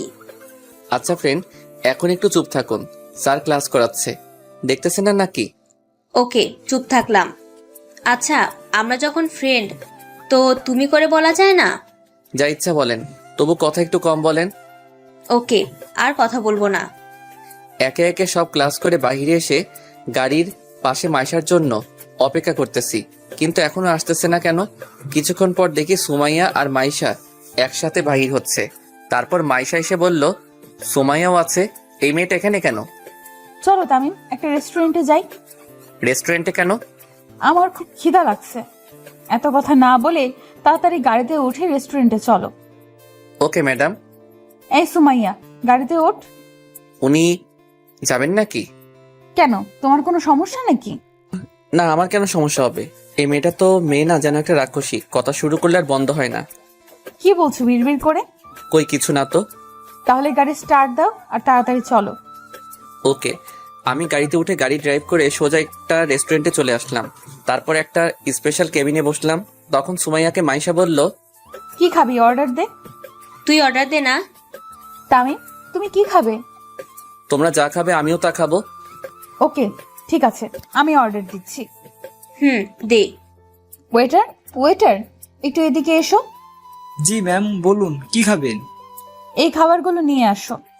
Okay madam. ওয়েটার খাবার আনতে চলে গেল। মাইশা খাবার আনতে আনতে আমি একটু মুখটা ধুয়ে আসি। ওকে, যাও। আমি মুখ ধুতে চলে আসলাম। আমি চলে যাওয়ার পর সুমাইয়া মাইশাকে বলল, মাইশা, ছেলেটা কে রে? দেখতে খুব হ্যান্ডসাম। আমার তো প্রেম করতে ইচ্ছে করতেছে রে, আমার সেটিং করিয়ে দে না। খবরদার ওর দিকে চোখ দিলে তোর খবর আছে। ও তোর হবু দুলাভাই লাগে। কি? তুই তাহলে ওকে ভালোবাসিস? খুব ভালোবাসি। আব্বু বলছে খুব তাড়াতাড়ি আমাদের বিয়ে দিবে। তোর কপাল খুব ভালো রে। কেন? কারণ এমন একটা হ্যান্ডসাম বর পাইছোস। আমি খুব খুশি। আমি তামিমকে খুব ভালোবাসি। এরই মধ্যে খাবার চলে আসলো। আমিও মুখ ধুয়ে চলে আসলাম। আমাকে আসতে দেখে ওরা দুইজনেই চুপ হয়ে গেল। আমি গিয়ে বসে পড়লাম। তারপর খাওয়া শেষে বিল দিয়ে মাইশাকে আর সুমাইয়াকে ড্রপ করে দিয়ে আঙ্কেলের অফিসের দিকে রওনা দিলাম। কিছুক্ষণ ড্রাইভ করার পর আঙ্কেলের দেওয়া ঠিকানায় পৌঁছে গেলাম। আমি গাড়ি থেকে নেমে দেখি অনেক বড় একটা কোম্পানি, আনুমানিক 16 তলা হবে। কাল্পনিক, সো এটা নিয়ে ট্রল করবেন না। আমি এত বড় অফিস দেখে অবাক হয়ে গেলাম। আমি লিফট দিয়ে 8 তলায় উঠে সামনের দিকে এগোতে লাগলাম। সামনে দেখি আঙ্কেলের কেবিন। আমি আঙ্কেলের কেবিনে নক করে বললাম, আসতে পারি আঙ্কেল? তাই তুমি ভিতরে আসো, চেয়ারে বসো। Okay uncle. আমি গিয়ে চেয়ারে বসে পড়লাম। তখন আঙ্কেল বলল, মাইশাকে বাড়িতে ড্রপ করে দিচ্ছ? আঙ্কেল। গুড। দুপুরে খাবার খেয়েছো? রেস্টুরেন্ট থেকে 2 জন খেয়ে নিয়েছি। ওকে, ভালো করেছো। চল। এই বলে আঙ্কেল কাকে যেন কল করলো আর বলল সব স্টাফদেরকে মিটিং রুমে যেতে। কিছুক্ষণ পর আঙ্কেল বলল, চলো মিটিং রুমে যাবো। Okay uncle. তারপর আঙ্কেল আমাকে একটা রুমের সামনে আনলো আর দরজা খুলে ভিতরে ঢুকে দেখলাম অনেক বড় একটা রুম, যার মধ্যে অফিসের সব এমপ্লয়ি উপস্থিত রয়েছে। এমপ্লয়ি প্রায় 750 জন হবে। আঙ্কেল আমাকে নিয়ে গিয়ে আঙ্কেলের পাশে একটা চেয়ারে নিয়ে গিয়ে বসালো। আঙ্কেল বলল, এমপ্লয়ীদের উদ্দেশ্যে বলল, আজ আপনাদেরকে একটা বিশেষ কথা বলার জন্য এই মিটিং এর আয়োজন করা হয়েছে। কি স্যার? আমার তো অনেক বয়স হয়েছে, তাই আমি আমার এই কোম্পানির দায়িত্ব অন্য কারোর উপর দিব, আর যাকে দেবো সে হচ্ছে। আঙ্কেলের কথা শুনে তো আমি অবাক। আঙ্কেল, এটা কি বললেন? আজ থেকে এই কোম্পানির নতুন সিইও হবে তামিম। আমি শুনে তো অবাক। আঙ্কেল, এটা কি বললেন? এই ছেলেটা আমার মেয়ের হবু বর। আঙ্কেল, আপনি ভেবে বলছেন তো? আর আমি এই কোম্পানির দায়িত্ব নিতে পারবো না। আমি ভেবে বলেছি আজ থেকে এই কোম্পানি তোমার। আঙ্কেল, একটু বাইরে আসবেন, কিছু কথা আছে। এখানে বলতেছি না, কারণ এখানে কোম্পানির সব স্টাফরা আছে। চলো। এক্সকিউজ মি, আমি একটু পর আসছি। আঙ্কেল আর আমি বাইরে চলে এলাম। আঙ্কেল বললেন, এইবার বল কি কথা। আঙ্কেল, আপনি এসব কি বলতেছেন? কনফারেন্স রুমে আপনার মাথা কি ঠিক আছে? আমার মাথা একদম ঠিক আছে। তাহলে এসব কি? এই কোম্পানির দায়িত্ব আমি কিভাবে নিব? আমি তো একটা সাধারণ পরিবারের ছেলে। আর সবচেয়ে বড় কথা হলো, আমাকে আপনি ভালো করে চিনেনই না, তারপরও আমাকে আপনার কোম্পানির দায়িত্ব দিয়ে দিচ্ছেন। আমি কোনো কথা শুনতে চাই না। তুমি আজ থেকে কোম্পানি নিবে মানে নিবে। সরি আঙ্কেল, আমি আপনার কথা রাখতে পারলাম না। আজ যদি তোমার বাবা হতাম তাহলে কি আমাকে এভাবে ফিরে দিতে? ফিরিয়ে দিতাম। কিন্তু কেন? কারণ আমার এখনো পড়ালেখা কমপ্লিট হয়নি, আর আমি আমার নিজের পায়ে দাঁড়াতে চাই। আচ্ছা, লেখাপড়া শেষ হলে তাহলে তোমাকে কোম্পানির দায়িত্ব অবশ্যই নিতে হবে। এখন আপাতত ওদের সামনে বললো না কোম্পানির দায়িত্ব নিচ্ছ না। Okay uncle. আরেকটা কথা আঙ্কেল। আবার কি কথা? তাড়াতাড়ি বলো। মাইশার সাথে আমার বিয়ে মানে বুঝলাম না। মাসা তোমাকে খুব পছন্দ করে, তাই আমি ওকে কথা দিয়েছি মাসের সাথে তোমার বিয়ে দেবো। আচ্ছা, আপনার যা ভালো মনে করেন তাই করেন। চলেন, ওনারা আমাদের জন্য অপেক্ষা করতেছে। চলো। দুইজনে আবার কনফারেন্স রুমে চলে আসলাম। আঙ্কেল আবার বললেন, আচ্ছা, আজ থেকে তামিম এই কোম্পানির দায়িত্ব নেবে, আর যতদিন পড়াশোনা শেষ হবে না ততদিন পর্যন্ত আমিই থাকবো। আর আপনাদের একটা সুখবর দেওয়া আছে, আগামী মাসের 26 তারিখে তামিম আর মাইশার এঙ্গেজমেন্ট। সো সবাইকে অগ্রিম দাওয়াত দিলাম। পার্থ, তুমি তামিমকে অফিসে সবকিছু বুঝিয়ে দাও, বাকিরা সবাই নিজ নিজ কাজ করেন। তারপর পার্থ সাহেব একে একে সব আমাকে বুঝিয়ে দিলেন, কিন্তু আমি একটু কম এডুকেটেড হওয়ায় সবকিছু বুঝতে পারিনি, তবে কিছু কিছু বুঝতে পারছি। এরপর আমি সবকিছু বুঝে নিয়ে আঙ্কেলের কেবিনে গিয়ে আঙ্কেলকে বললাম, আঙ্কেল আমার কি আর কোনো কাজ আছে? নাই, কেন? তোমার কি কোনো কাজ আছে? আসলে আঙ্কেল, কয়েকদিন পরে আমাদের পরীক্ষা, তাই আমার প্রস্তুতি নেওয়া দরকার। যাওয়ার ভালোভাবে পড়েও। Okay uncle. এই বলে আমি অফিস থেকে বাহির হয়ে সোজা গাড়ি নিয়ে বাড়িতে চলে আসলাম। বাড়িতে এসে গাড়ি পার্ক করে সোজা রুমে চলে গেলাম। আর রুমে গিয়ে দেখি মাইশা আমার খাটে ঘুমিয়ে আছে। ঘুমন্ত অবস্থায় ওকে একদম পরীর মতো লাগতেছে। মন চাচ্ছে গিয়ে একটা কিস দিয়ে আসি, কিন্তু মনকে সান্ত্বনা দেওয়ার জন্য বলতেছি, না তামিম, তোর জন্য এত শান্তি নাই রে, তাই তুই মাইশা থেকে দূরে থাক, এতেই তোর ভালো হবে। আমি আর কিছু না ভেবেই সোজা ফ্রেশ হতে গেলাম। ফ্রেশ হয়ে বাহির হয়ে দেখি মাইশা বসে আছে। আমাকে ওয়াশরুম থেকে বাহির হতে দেখে মাইশা বলল, তুমি কখন আসছো? এইমাত্র আসলাম। কিন্তু তুমি আমার রুমে কি করছো? রুম গোছানোর জন্য আসছিলাম, কিন্তু হঠাৎ করে ঘুম চলে আসে, তাই ঘুমিয়ে পড়ি। I'm sorry Tamim. It's okay. আর যেন আমার রুমে ঘুমিয়ে যেতে না দেখি। আমার বাড়িতে থাকো আর আমাকে তোমার রুমে ঘুমাইতে না বলছো? কি হাস্যকর, তাই না? ওকে, তুমি যখন বলছো তাহলে আর ঘুমাবো না। তাই তো আমি তার বাড়িতে থাকি, অথচ আমি তাকেই বলছি আমার রুমে না আসতে। সত্যি হাস্যকর ব্যাপার। না আসতে পারবে, কোনো সমস্যা নাই, কারণ এটা তো তোমার বাড়ি। আচ্ছা, তুমি অফিস থেকে চলে আসছো কেন? সামনে তো আমাদের পরীক্ষা, প্রস্তুতি নিতে হবে, তো তাই চলে আসলাম। ও ভালো, আমারও অনেক অধ্যায় বাকি রয়ে গেছে। চলো দুজনে একসাথে শেয়ার করে পড়ি। ওকে। কি করব? আমারও যে অনেক পড়া বাকি, তাই না করলাম না। ওকে, কি খাবে, কফি নাকি চা? তুমি বানাবে নাকি? আমি বানাবো। তাহলে তো কফি খেতে হয়। ওকে, তুমি বসো, আমি কফি বানিয়ে আনছি। ওকে। মাইশা রান্নাঘরে চলে গেল, আর আমি বই নিয়ে খাটের উপরে বসে পড়লাম। কিছুক্ষণ পর মাইশা কফি নিয়ে আসলো। দুইজনে কফি খেতে আড্ডা দিলাম। কফি খাওয়া শেষ হলে দুইজনে বই নিয়ে পড়তে বসি। কিছুক্ষণ পরে মোবাইলটা নিয়ে ছাদে চলে আসলাম। তারপর পুরনো সিমটা অ্যাক্টিভেট করে রাফিকে কল দেই। কয়েকবার রিং হওয়ার পর কলটা রিসিভ হলো। হ্যালো রাফি। কে ভাই আপনি? তোর বাপ বলতেছি। দূর, আমার বাপ এখন আমার সামনে বসে আছে। তুই আবার আমার কোন মায়ের জামাই রে? রাফি, ফাইজলামও বাদ দে, বল তোরা কেমন আছিস রে? আমরা ভালো আছি না খারাপ আছি, তার তোর খবর নেওয়ার কি দরকার? 2 মাস হয়ে গেল আমাদের কোনো খবর নিসনি। আসলে সরি ভাই, আমি খুব কষ্টে ছিলাম, তাই তোদের সাথে কথা বলতে পারিনি। কি কষ্ট রে ভাই, আর তুই এখন কোথায় আছিস? আমি এখন ঢাকায় আছি। আচ্ছা, আব্বু আম্মু কেমন আছে রে? ওদের জন্য খুব মন খারাপ করছে। আঙ্কেল আন্টি একদম ভালো নেই। তুই যাওয়ার পর এমন একটা দিন নাই যে আঙ্কেল আন্টি তোর কথা জিজ্ঞাসা করেনি। কি কি জিজ্ঞেস করছিল রে, বল না। তুই কোথায় যাচ্ছিস, তুই কোথায় আছিস, আমাদের সাথে তোর কথা হয় কিনা। আন্টি বলেছে তোকে নাকি ভুল বুঝে বাড়ি থেকে বাইর করে দিছে, কিন্তু কেন? আচ্ছা রাফি, আম্মুকে আমাকে ক্ষমা করছে? আন্টি তো আমাদের সাথে কথা হলেই বলে, রাফি তোমরা আমার ছেলের সাথে কথা হলে বলবা বাড়ি ফিরে আসতে। আমরা তাকে ক্ষমা করে দিছি। সত্যি? কিন্তু কিসের জন্য এই ক্ষমা আমি তো কিছু বুঝি নাই, আমাকে একটু বলবি? পরে বলবো। আর আমি কালই চট্টগ্রাম চলে আসবো, কারণ আমার আম্মু আব্বু যখন ক্ষমা করে দিছে, তাহলে আমি চলে আসবো বাড়িতে। কিন্তু কিসের জন্য ক্ষমা, আমাকে একটু বল। আগে আমি আসি, তারপর বলবো নি। আমি তো কালকে চট্টগ্রাম ফিরে আসতেছি, তখন না হয় জানতে পারবি। ওকে, কাল কয়টায় আসবি? সকালের বাসে চলে আসবো।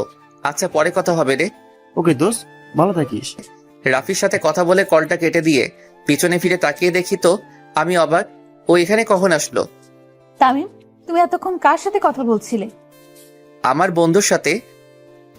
কিন্তু তুমি তো বলেছিলে তোমার বাবা মা নেই, তাহলে আব্বু আম্মু ক্ষমা এইসব কি? কিছুই বুঝতেছি না। আর তুমি কাল কোথায় যেন যাবে বলেছিলে? সবকিছু যখন জেনেই গেছেন, তাহলে সত্যিটা বলেই ফেলি। কি সত্যি বলো? তারপর কলেজে ঘটে যাওয়া সকল ঘটনা মাইশাকে বললাম। আর কাল সকালে নাস্তা করে আমি আবার গ্রামের বাড়ি ফিরে যাব। কাল কেন?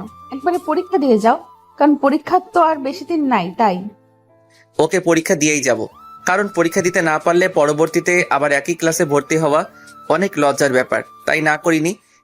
পরীক্ষা শেষ হলে তোমার সাথে আমিও যাব। সেটা পরে দেখা যাবে। এই বলে আমি ছাদ থেকে রুমে চলে আসলাম। তারপর কিছুক্ষণ ফেসবুকিং করলাম আর গল্প পোস্ট করলাম। যখনই অফলাইন হতে যাব, তখনই সুমাইয়ার আইডি থেকে মেসেজ আসলো। হাই। হ্যালো, কেমন আছিস? ভালো, তুমি? আমিও ভালো। কি করতেছিস? বসে আছি। তুমি? আমিও বসে আছি। আচ্ছা তামিম, একটা প্রশ্ন করব। কর। তুমি কোন ইয়ারে পড়ো? ফাইনাল ইয়ারে। তুই? সত্যি তুমি ফাইনাল ইয়ারে? আমি ফাইনাল ইয়ারে। কোন কলেজে পড়ো? ঢাকা কলেজে। তামিম, তোমার একটা পিক দাও তো। কেন? তোমাকে চেনা চেনা লাগতেছে, তাই। কেন বলতো? পিক দিবা কিনা বলো। ওকে ওয়েট, একটু পর আমার একটা ছবি দিলাম। ছবি দেওয়ার সাথে সাথে সুমাইয়া বলল, তামিম, তুমি আমাকে কোনোদিন দেখছো? না তো, কেন? আজকে মাইশার সাথে আমিই ছিলাম। কি তুই? হুম। আরো কিছুক্ষণ কথা বলে অফলাইন হয়ে গেলাম। এইভাবে কেটে গেল কয়েকটা দিন। আর 2 দিন পর আমাদের পরীক্ষা, তাই ভালোভাবে প্রস্তুতি নিতে হবে। তাই আর কোনো সময় নষ্ট না করে সব সময় বই নিয়ে ব্যস্ত থাকি। পরীক্ষার দিন। তামিম, তাড়াতাড়ি রেডি হও। ওকে দাঁড়াও, আমি আসতেছি। এরপর রেডি হয়ে কলেজে চলে গেলাম। ওয়ার্নিং বেল দিয়ে দিল, তাই পরীক্ষার হলে ঢুকে পড়লাম। স্যার প্রশ্ন দিয়ে গেল, কিন্তু প্রশ্ন এত সহজ যে 2 ঘন্টার জায়গায় 50 মিনিটে শেষ করে ফেলছি। এইভাবে একে একে সব পরীক্ষা দিয়ে ফেলছি। সব পরীক্ষা মোটামুটি ভালো হয়েছে। আজ পরীক্ষা শেষ দিন, শেষ পরীক্ষাটাও দিয়ে ফেললাম। এখন আমাকে চট্টগ্রাম ফিরতে হবে, তা আঙ্কেলকে বলা দরকার। তাই পরীক্ষা দিয়ে সোজা মাইশাকে নিয়ে বাড়ি চলে আসলাম রাতে। আঙ্কেল, একটা কথা বলার ছিল। বলো। সকালে চট্টগ্রাম যাবে আর কি, ওকে, কোনো সমস্যা নেই। আপনি জানলেন কি করে? মাইশা বলেছে আর বাড়ি যাবা। ঠিক আছে, তবে আসার সময় রিয়ানদেরও নিয়ে আসবা। এখনো বিয়ে হয়নি, তার মধ্যে আমার আব্বু আম্মুকে বিয়ান বানিয়ে ফেলছে। ওনারা কি আসবে? কেন আসবে না? দরকার হলে আমি কল করে বলবো। Okay uncle. এই বলে ডিনার করে রুমে চলে গেলাম আর মা বাবার সাথে কথা ভাবতে লাগলাম। বাবা মা, আবার তোমাদেরকে দেখতে পাবো। তোমরা কেমন আছো? তোমাদেরকে দেখতে আমার খুব ইচ্ছে করছে।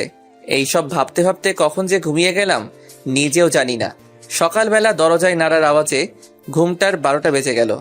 আমি উঠে দরজা খুলতেই দেখি মাইশা কফি নিয়ে দাঁড়িয়ে আছে। দরজা খুললেই কফিটা রেখে চলে যায়। আমি সোজা ওয়াশরুমে গিয়ে ফ্রেশ হয়ে এসে নিচে চলে এলাম। তারপর নাস্তা করে রুমে চলে আসলাম।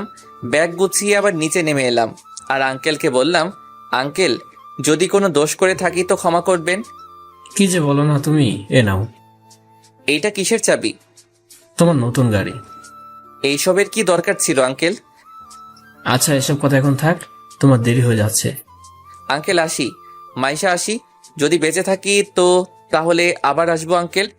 এই বলে গাড়ি নিয়ে গেট দিয়ে বের হয়ে যখনই মেইন রোডে উঠতে যাব, ঠিক তখনই ট্রাকের সাথে আমার গাড়ির অ্যাক্সিডেন্ট হয়ে যায়। কি ভাবছেন গল্প শেষ হয়ে গেল? তাহলে ভুল ভাবছেন, কারণ গল্পের সিজন 2 আসতে চলেছে। সো সবাই সিজন 2 এর জন্য অপেক্ষা করুন আর আমাদের চ্যানেলটি সাবস্ক্রাইব করে রাখুন। ধন্যবাদ। আমি গাড়ি থেকে ছিটকে দূরে পড়ে যাই আর একটা পিলারের সাথে বাড়ি খাই। তারপর আর কিছু মনে নেই। আফটার 5 মাস পর ডক্টর, তামিম এখন কেমন আছে? উনি এখন অনেকটাই বিপদ মুক্ত। তামিম এতদিন কোথায় ছিলেন, আজ হঠাৎ তার সেন্স ফিরে আসে, তাই ওনাকে ঘুমের ওষুধ দিয়ে হালকা ট্রিটমেন্ট করি। এই বলে মাইশা তামিমকে দেখতে তামিমের কেবিনে যায়। মাইশা দেখে তামিম শুয়ে আছে। মাইশা ডাক্তারকে বলল, ডক্টর, তামিমের কখন জ্ঞান ফিরবে? 1 ঘন্টা পরে তামিমের জ্ঞান ফিরবে, তার চেয়ে বেশিও লাগতে পারে। কিন্তু তামিমের জ্ঞান ফেরার পর ওনাকে কোনো প্রশ্ন করবেন না, কারণ এতে পেশেন্টের ক্ষতি হতে পারে। ওকে ডাক্তার। আপনি তাহলে এখানে বসেন। ডাক্তার চলে গেল আর মাইশা তামিমের মাথায় হাত বুলিয়ে দিচ্ছে আর তামিমের দিকে তাকিয়ে আছে আর বলতেছে, তামিম, তুমি কি জানো না আমি তোমাকে কতটা ভালোবাসি?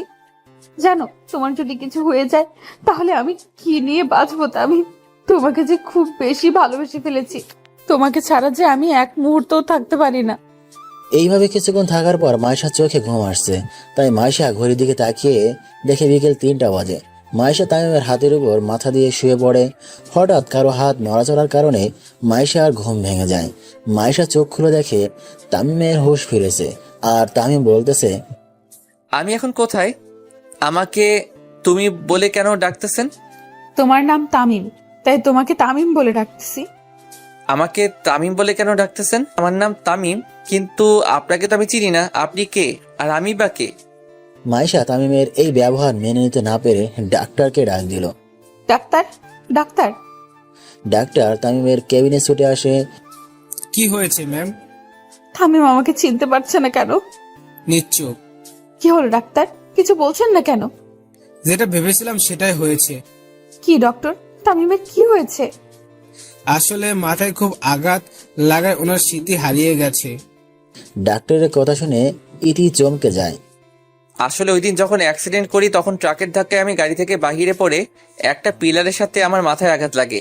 এরপর অ্যাক্সিডেন্টের কিছু সময় পর যখন মাইশা তাদের বাড়ির বাগানে যেতে লাগলো তখন দেখতে পেল তাদের বাড়ির সামনে কিছু লোক জড়ো হয়ে আছে। তাই মাইশা ওইখানে গিয়ে দেখে তামিমের অ্যাক্সিডেন্ট হয়েছে। আমার অ্যাক্সিডেন্ট হয়েছে দেখে মাইশা তার আব্বুকে তাড়াতাড়ি ডাকতে যায়। আঙ্কেল মাইশাকে হাঁপাতে দেখে বলল, কিরে মা, তুই এভাবে হাঁপাচ্ছিস কেন? বাবা, তামিমের অ্যাক্সিডেন্ট হয়েছে। কি বলছিস? চল চলুন 5 মাস আগে হয়ে যাওয়া ঘটনা শুনে আসি। এই বলে আঙ্কেল আর মাইশা অ্যাক্সিডেন্ট প্লেস চলে আসে আর তামিমকে গাড়িতে তুলে হসপিটালে নিয়ে যায়। কিন্তু ডাক্তাররা তামিমকে ওটিতে নেওয়ার 1 ঘন্টা পর তামিমের ট্রিটমেন্ট করে যখন কিছু হচ্ছে না দেখে ডাক্তাররা জবাব দিল, সরি মিস্টার রফিক, ওনাকে ইমিডিয়েটলি সিঙ্গাপুর হসপিটালে নিয়ে যেতে না পারলে তামিমকে বাঁচানো সম্ভব না। কিন্তু এত তাড়াতাড়ি ফ্লাইট কোথায় পাবো? আমরা জানি না, আপনাকে দ্রুত পেশেন্টকে সিঙ্গাপুর নিয়ে যেতে হবে। ওকে ডাক্তার, তাহলে আমি তামিমকে একটা অ্যাম্বুলেন্সে শিফট করে দেন, আর এখন তামিমকে সিঙ্গাপুরে নিয়ে চলে যাব। কিন্তু এত তাড়াতাড়ি কিভাবে যাব? ফ্লাইট রেডি হতে হতে তো 1 দিন লাগবে। আমাদের প্রাইভেট প্লেন করে চলে যাব। ওকে আব্বু। ডাক্তার, তামিম অ্যাম্বুলেন্সকে শিফট করে দেন। ওকে। কিছুক্ষণ পর তামিমকে অ্যাম্বুলেন্সে শিফট করা হলো।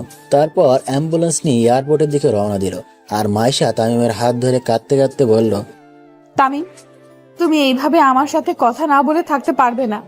তামিম, কথা বলো প্লিজ। তামিম, কথা বলো। তামিম, তোমার এই অবহেলা যে আমি সহ্য করতে পারি না। মাইশার এই অবস্থা দেখে আঙ্কেল বলল, কাঁদিস না মা, দেখ সব ঠিক হয়ে যাবে। নিজের মেয়ের অবস্থা দেখে বাবার সান্ত্বনা দেওয়া ছাড়া আর কি করার আছে, তাই সান্ত্বনা দিচ্ছেন। আর কি বা করবেন। দেখতে দেখতে অ্যাম্বুলেন্স এয়ারপোর্টে পৌঁছে গেল। এরপর তামিমকে অ্যাম্বুলেন্স থেকে প্লেনে শিফট করা হলো। প্লেন স্টার্ট করলো। রাত 9টার দিকে প্লেনটি সিঙ্গাপুরের এয়ারপোর্টে ল্যান্ড করলো। এরপর তামিমকে নিয়ে হাসপাতালে ভর্তি করায়। তামিমকে ওটিতে নেওয়া হয়। কিছুক্ষণ পর ডাক্তার বেরিয়ে আসলো। ডাক্তারকে বেরিয়ে আসতে দেখে আঙ্কেল আর মাইশা ডাক্তারের কাছে গিয়ে ডাক্তারকে বলে, ডক্টর, তামিমের কি অবস্থা? ডাক্তার নিশ্চুপ। কি হলো, চুপ কেন ডাক্তার?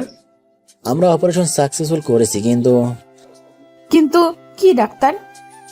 আপনাদের পেশেন্টের কোমায় চলে গেছে। তামিমের কি জ্ঞান ফিরবে না কখনো? ফিরবে, কিন্তু কবে ফিরবে তামিমের জ্ঞান? আমরা ঠিক বলতে পারবো না। তবে হয়তো 1 দিন ফিরতেও পারে, আবার 1 মাসও ফিরতে পারে, আবার তার থেকে বেশিও লাগতে পারে। কি, আমরা কি তামিমকে দেখতে পারবো না? এখন তো দেখা যাবে না। মাইশা ডাক্তারের কথা না শুনে তামিমকে দেখতে ওটির দিকে যায় আর দরজার ওপাশ থেকে দেখে আর কান্না করতে থাকে। এইবার বাস্তবে ফিরে আসি। আমরা কি তামিমকে দেখতে পারবো না? এখন তো দেখা যাবে না। মাইশা ডাক্তারের কথা না শুনে তামিমকে দেখতে ওটির দিকে যায় আর দরজার ওপাশ থেকে দেখে আর কান্না করতে থাকে। এইবার বাস্তবে ফিরে আসি।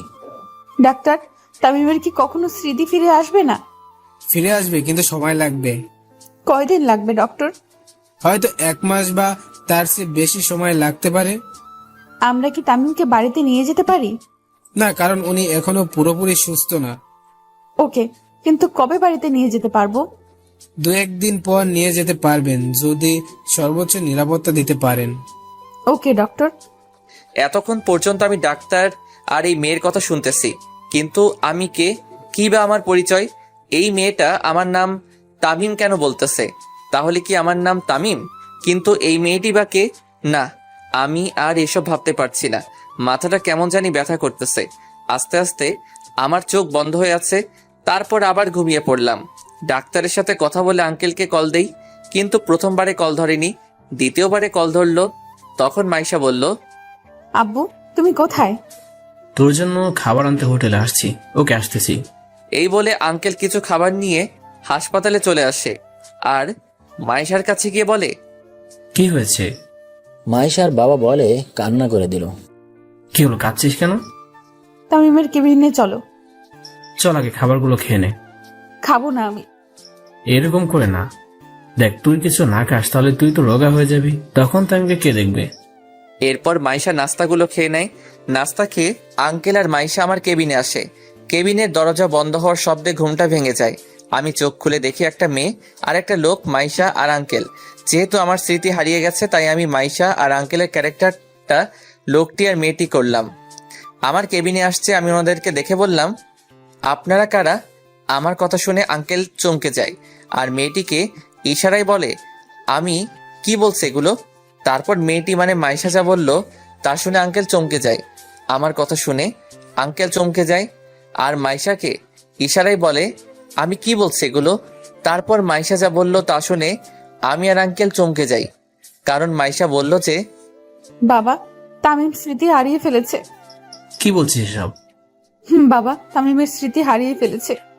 আচ্ছা, আপনারা কি আমাকে চিনেন? হ্যাঁ, চিনি তো। আমি কে? আমার নাম কি বলুন না প্লিজ। তুমি আমার তামিম, আর আমি তোমার হবু বউ মাইশা, আর ইনি হলেন আমার বাবা রফিক চৌধুরী। আমার না খুব মাথায় খুব ব্যথা করছে। আপনারা যদি বাইরে যেতেন তাহলে আমি ঘুমিয়ে যেতে পারবো। কেন নই, তুমি ঘুমিয়ে যাও, আমরা বাইরে আছি। এই বলে মাইশা আর আঙ্কেল বাহিরে চলে গেলেন আর আমি শুয়ে পড়লাম। মাইশা আর আঙ্কেল বাহির হয়ে সোজা একটা টুলে বসে পড়লেন আর মাইশাকে বললেন, তামিমকে কি কখনো স্মৃতি ফিরে আসবে না? ডক্টর তো বলেছিল আবার স্মৃতি ফিরে আসবে। কিন্তু কবে ফিরে আসবে? 2-1 মাসের মধ্যে আবার স্মৃতি ফিরে আসবে। তাই যেন হয়। সকালবেলা বুকের মধ্যে ভারী কিছু অনুভব করতেছি। আমি চোখ খুলে দেখি মাইশা আমার বুকে মাথা দিয়ে শুয়ে আছে। আমি মাথাটা নাড়াতেই মাইশা জেগে উঠল আর আমাকে বলল, এখন কেমন লাগছে তোমার? অনেকটাই ভালো। আমি ফ্রেশ হব। তারপর ইতি আমাকে ফ্রেশ করিয়ে আবার কেবিনে নিয়ে আসলো। এরপর ইতি বাহিরে গিয়ে কিছু নাস্তা নিয়ে আসলো আর আমাকে খাইয়ে দিল, আর নাস্তা খাইয়ে আবার ওষুধও খাইয়ে দিল। এভাবে কেটে গেল 2টা দিন। এখন আমি অনেকটাই সুস্থ, হাঁটতে পারি পুরোপুরি, কিন্তু এখনো আমার স্মৃতি ফিরে আসেনি। আমি সুস্থ দেখে মাইশা আঙ্কেলকে বলল, বাবা, তামিম এখন অনেকটাই সুস্থ। ডাক্তারকে বলে রিলিজের ব্যবস্থা করো, আর আমরা আজকেই বাংলাদেশে যাব। ওকে, আমি এখন ডাক্তার কাছে যাচ্ছি। এই বলে আঙ্কেল চলে গেল। একটু পর আঙ্কেল আবার আসলো আর বলল, তামিমকে রেডি কর, আর আমরা এখনই এয়ারপোর্টে যাব। ওকে বাবা। এরপর মাইশা আমাকে একটা কালো শার্ট আর কালো প্যান্ট দিয়ে বলল এগুলো পরতে। মাইশা বাহিরে চলে গেল আর আমিও শার্ট আর প্যান্টটা পরে বাহিরে আসলাম। তারপর সবাই মিলে গাড়ি করে এয়ারপোর্টে চলে আসলাম। এরপর আঙ্কেলের প্রাইভেট প্লেনে করে বাংলাদেশের উদ্দেশ্যে রওনা দিলাম। বিকাল 4টার দিকে প্লেনটি ঢাকা শাহজালাল আন্তর্জাতিক এয়ারপোর্টে ল্যান্ড করলো। এরপর আমরা 3 জনে এয়ারপোর্ট থেকে বাহির হয়ে গাড়ির জন্য অপেক্ষা করতে লাগলাম।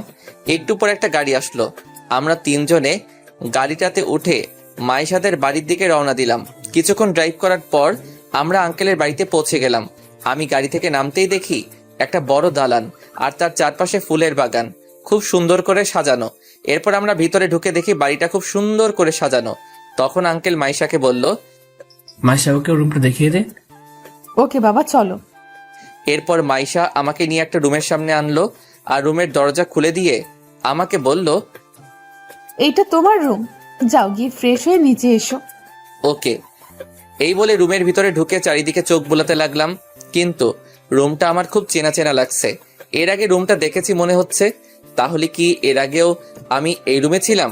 আহ বলে মাথায় হাত দিয়ে খাটে শুয়ে পড়লাম। মাথাটা প্রচন্ড ব্যথা করছে, তাই শুয়ে পড়লাম। যখন ঘুম ভাঙে তখন ঘড়ির দিকে তাকিয়ে দেখি 9টা বাজে, তাই তাড়াতাড়ি ফ্রেশ হয়ে সোজা নিচে চলে আসলাম। আমাকে নিচে নামতে দেখে আঙ্কেল বলল, তুমি এখন পুরোপুরি সুস্থ তো? হ্যাঁ আঙ্কেল। তাহলে কাল থেকে আবার আমার সাথে অফিস করবে এবং ভার্সিটিতে ভর্তি হবে। কিন্তু ভার্সিটিতে ভর্তি হতে হলে তো সার্টিফিকেট লাগে, কিন্তু আমার সার্টিফিকেটগুলো কোথায় তা তো আমি জানি না। তখন মাইশা বলল, সার্টিফিকেটের জন্য তোমার চিন্তা করতে হবে না, ওইগুলো তোমার রুমে আছে। ওকে, কিন্তু আমি কি আপনার সাথে অফিসে বসতে পারবো? তখন আঙ্কেল বলল, কেন পারবে না? আমি তো এইসব কিছুই জানি না। তুমি চিন্তা করো না, আস্তে আস্তে সব শিখে নেবে। Okay uncle. অনেক কথা হয়েছে, এখন ডিনার করে নাও। ডিনার করে নাও। ওকে। এরপর ডিনার করে রুমে চলে এলাম। রুমে এসে ওষুধ খেয়ে বেলকনিতে দাঁড়িয়ে ভাবতে লাগলাম, কে এরা, কে এই মাইশা? আমি কি তাদেরকে চিনতাম? কিন্তু মাইশা তো বলল আমি তাকে ভালোবাসি। এটা কি সত্যি নাকি মিথ্যা? আমার বাবা মা কারা? কোথায় থাকে ওনারা? কি আমার পরিচয়? আমার নাম তামিম, এই ছাড়া কি আরো পরিচয় আছে আমার? আবার মাথা ব্যথা শুরু হয়ে গেল, তাই শুয়ে পড়লাম। কিন্তু এই আমি কাকে দেখতে পাচ্ছি? কে এই বয়স্ক মহিলা যাকে আমি ভাবনায় দেখতে? কিন্তু ওই মহিলা আদর করে দেওয়া ছেলেটা তো আমি, কিন্তু কে এই মহিলা? আর আমার পাশে থাকা লোকটি বা কে? কিন্তু ওনাদেরকে তো আমি কোথাও দেখেছি মনে হচ্ছে। কোথায় দেখেছি? হঠাৎ ঘুমটা ভেঙে গেল। তাহলে কি আমি এতক্ষণ স্বপ্ন দেখছিলাম? কিন্তু এই মহিলা আর লোকটি বা কে? আমি কি ওনাদেরকে চিনি? আমার মনে হচ্ছে ওনারা আমার খুব কাছের কেউ, কিন্তু কে হতে পারে? ধুর, বাদ দে এসব, এখন ঘুমিয়ে যাই। সকালে 8টার দিকে ঘুমটা ভেঙে গেল। ঘুম থেকে উঠে ফ্রেশ হয়ে সোজা নিচে চলে এলাম। এরপর আঙ্কেল বললেন, তাই এখন কেমন লাগছে তোমার? অনেকটাই ভালো। চেয়ারে বসে আর নাস্তা করে নাও। Okay uncle. চেয়ারে বসে নাস্তা করতে লাগলাম। এমন সময় মাইশা বলল, তামিম, তোমার সার্টিফিকেট পাইছো? পাইছি, কিন্তু আঙ্কেল আপনাকে একটা কথা বলার ছিল। বলো কি কথা? আমার আম্মু আব্বু কোথায়? ওনারা কি নেই? আমি তো জানি না। কেন? কারণ তুমি আমাদেরকে বলনি তাই। আমি বলিনি মানে বুঝি নাই আঙ্কেল। আঙ্কেল ওই দিন রাতের ঘটনা বলে। ও নাস্তা খাওয়া শেষ করে রেডি হয়ে আসো। কেন? ভার্সিটিতে যেতে হবে আর আমাদের ভর্তি হতে হবে। এমনিতেই অনেক দিন দেরি হয়ে গেছে। ওকে, কিন্তু আপনাকে যেতে হবে না, আমি একাই ভর্তি হতে পারবো। আমি অন্য ভার্সিটিতে ভর্তি হব। কেন? আমার সাথে গেলে সমস্যা কি? কোনো সমস্যা নাই। তাহলে আমার সাথে পড়তে অসুবিধা কোথায়? আমার অন্য ভার্সিটিতে পড়তে চাই, তাই আপনার সাথে আপনার ভার্সিটিতে পড়তে চাই না। কিন্তু তখন আঙ্কেল বলল, আচ্ছা মা, বাদ দে তো, তামিম যখন চাইবে তখন ওকে ওর মতো চলতে দে। কিন্তু বাবা। কোনো চিন্তা নয়, তামিম যাও গিয়ে রেডি হয়ে এসো। এই বলে আমি রুমে এসে একটা নর্মাল শার্ট আর প্যান্ট পরে নিচে এলাম। আমাকে এসব কাপড় পরতে দেখে আঙ্কেল বললেন, এগুলো তুমি কি পরেছো? কেন, শার্ট আর প্যান্ট পরছি। দামি দামি শার্ট থাকতে এই খ্যাতমার্কা শার্ট পরছো কেন? আমাকে এগুলো তো ভালোই লাগছে, আপনি আর না করবেন না। ওকে, সব কাগজপত্র নিয়েছো? নিছি। এই নাও কার্ড, আর পাসওয়ার্ড হলো। এটা কিসের কার্ড?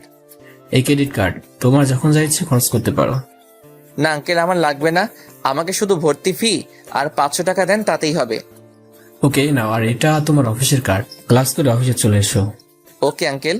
এই বলে আমি যখনই বাহির হতে যাব তখনই মাইশা বলল, গাড়ি নিয়ে যাবে না? না, আমি রিক্সা নিয়ে যাব। ওকে। কি তামিমের স্বভাব এইভাবে পাল্টে গেল কেন? ও তো আগে এইরকম খ্যাত হয়ে চলতো না। তাহলে কি স্মৃতিশক্তি যাওয়ার সাথে তামিমের নিজস্ব পার্সোনালিটি চেঞ্জ হয়ে গেছে? আমাকে যেইভাবেই হোক তামিমের স্মৃতি আবার ফিরিয়ে আনতে হবেই। এই বলে বাসা থেকে বাহির হয়ে রিক্সার জন্য অপেক্ষা করতে লাগলাম। অনেকক্ষণ দাঁড়িয়ে থাকার পর একটা রিক্সা পেলাম। এরপর রিক্সা নিয়ে ভার্সিটির দিকে রওনা দিলাম। কিছুক্ষণ পর ভার্সিটি পৌঁছে গেলাম। রিক্সা ভাড়া দিয়ে ভার্সিটিতে প্রবেশ করলাম আর চারিদিকে চোখ বোলাতে লাগলাম। চারিদিকে সবাই স্মার্ট আর বড় লোকের ছেলে, শুধু আমি একা খ্যাত হয়ে ভার্সিটিতে ঢুকলাম। এরপর আমি অফিসে গিয়ে ভর্তি হয়ে ক্লাসরুমে এসে বসলাম। একটু পর স্যার আসলো আর আমার পরিচয় জানতে চাইলে পরিচয়টা বললাম। একে একে সব ক্লাস করে ক্লাস থেকে বাহির হয়ে সোজা গেটের দিকে যেতে লাগলাম। এরপর যখনই গেটের বাহিরে পা রাখবো তখনই কে যেন আমাকে তামিম তামিম বলে ডাক দিল। আমি পিছনে ফিরতেই দেখি একটা মেয়ে আমায় ডাকছে। ভাবতেছি দাঁড়াবো নাকি চলে যাব, চলেই যাই। এরপর যখন হাঁটা আবার শুরু করলাম তখন আবার ডাকা শুরু করলো, তাই আমি দাঁড়িয়ে গেলাম। তখন মেয়েটি বলল, তোমাকে কখন থেকে ডাকতেছি, তুমি দাঁড়াচ্ছ না কেন? আপনি আমায় ডাকছিলেন? তো কাকে ডাকবো, এখানে তুমি ছাড়া আর কেউ নেই। এইবার বলেন আমাকে কেন ডেকেছেন? তুমি এতদিন কোথায় ছিলে? আমি কোথায় ছিলাম তা আপনাকে বলবো কেন? আপনি কে জানার? কেন, আমি তোমার ফ্রেন্ড, আমি তো জানতেই পারি তুমি এতদিন কোথায় ছিলে। আমি তো আপনাকে চিনি না। আমি সুমাইয়া, তুমি আমাকে চিনতে পারছো না? সরি, আমি সুমাইয়া নামের কাউকে চিনি না।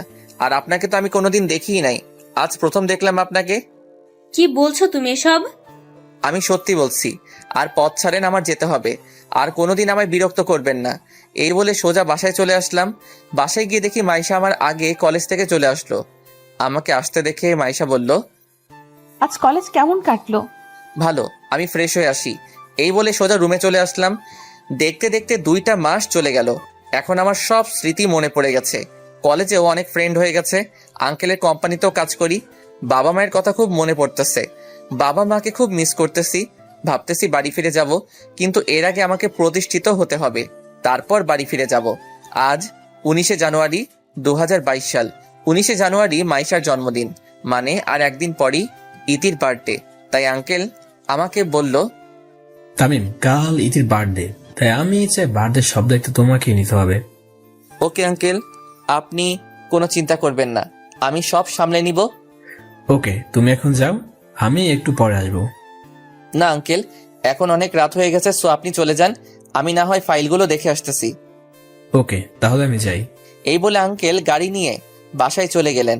আর আমি ফাইলগুলো রেখে কিছুক্ষণ পর বাসায় চলে আসলাম। বাসায় এসে ফ্রেশ হয়ে ঘুমিয়ে পড়লাম, কিন্তু কোনোভাবে ঘুম আসতেছে না, তাই ছাদে চলে গেলাম। ছাদে একটু দাঁড়িয়ে আবার রুমে চলে আসলাম। রুমে এসে আবার শুয়ে গেলাম। ফ্রেশ হয়ে নিচে নাস্তা করতে এলাম। নাস্তা করতে বসছি, এমন সময় আঙ্কেল বললেন, কাজ কত দূরে গিয়েছে? সন্ধ্যার আগে হয়ে যাবে সবকিছু। তখন মাইশা বলল, কিসের কাজ বাবা? কোম্পানির কাজ। ও হুম। বাবা, আমি আজ একটু বান্ধবীর বাসায় যাব, আস্তে আস্তে সন্ধ্যা হয়ে যাবে।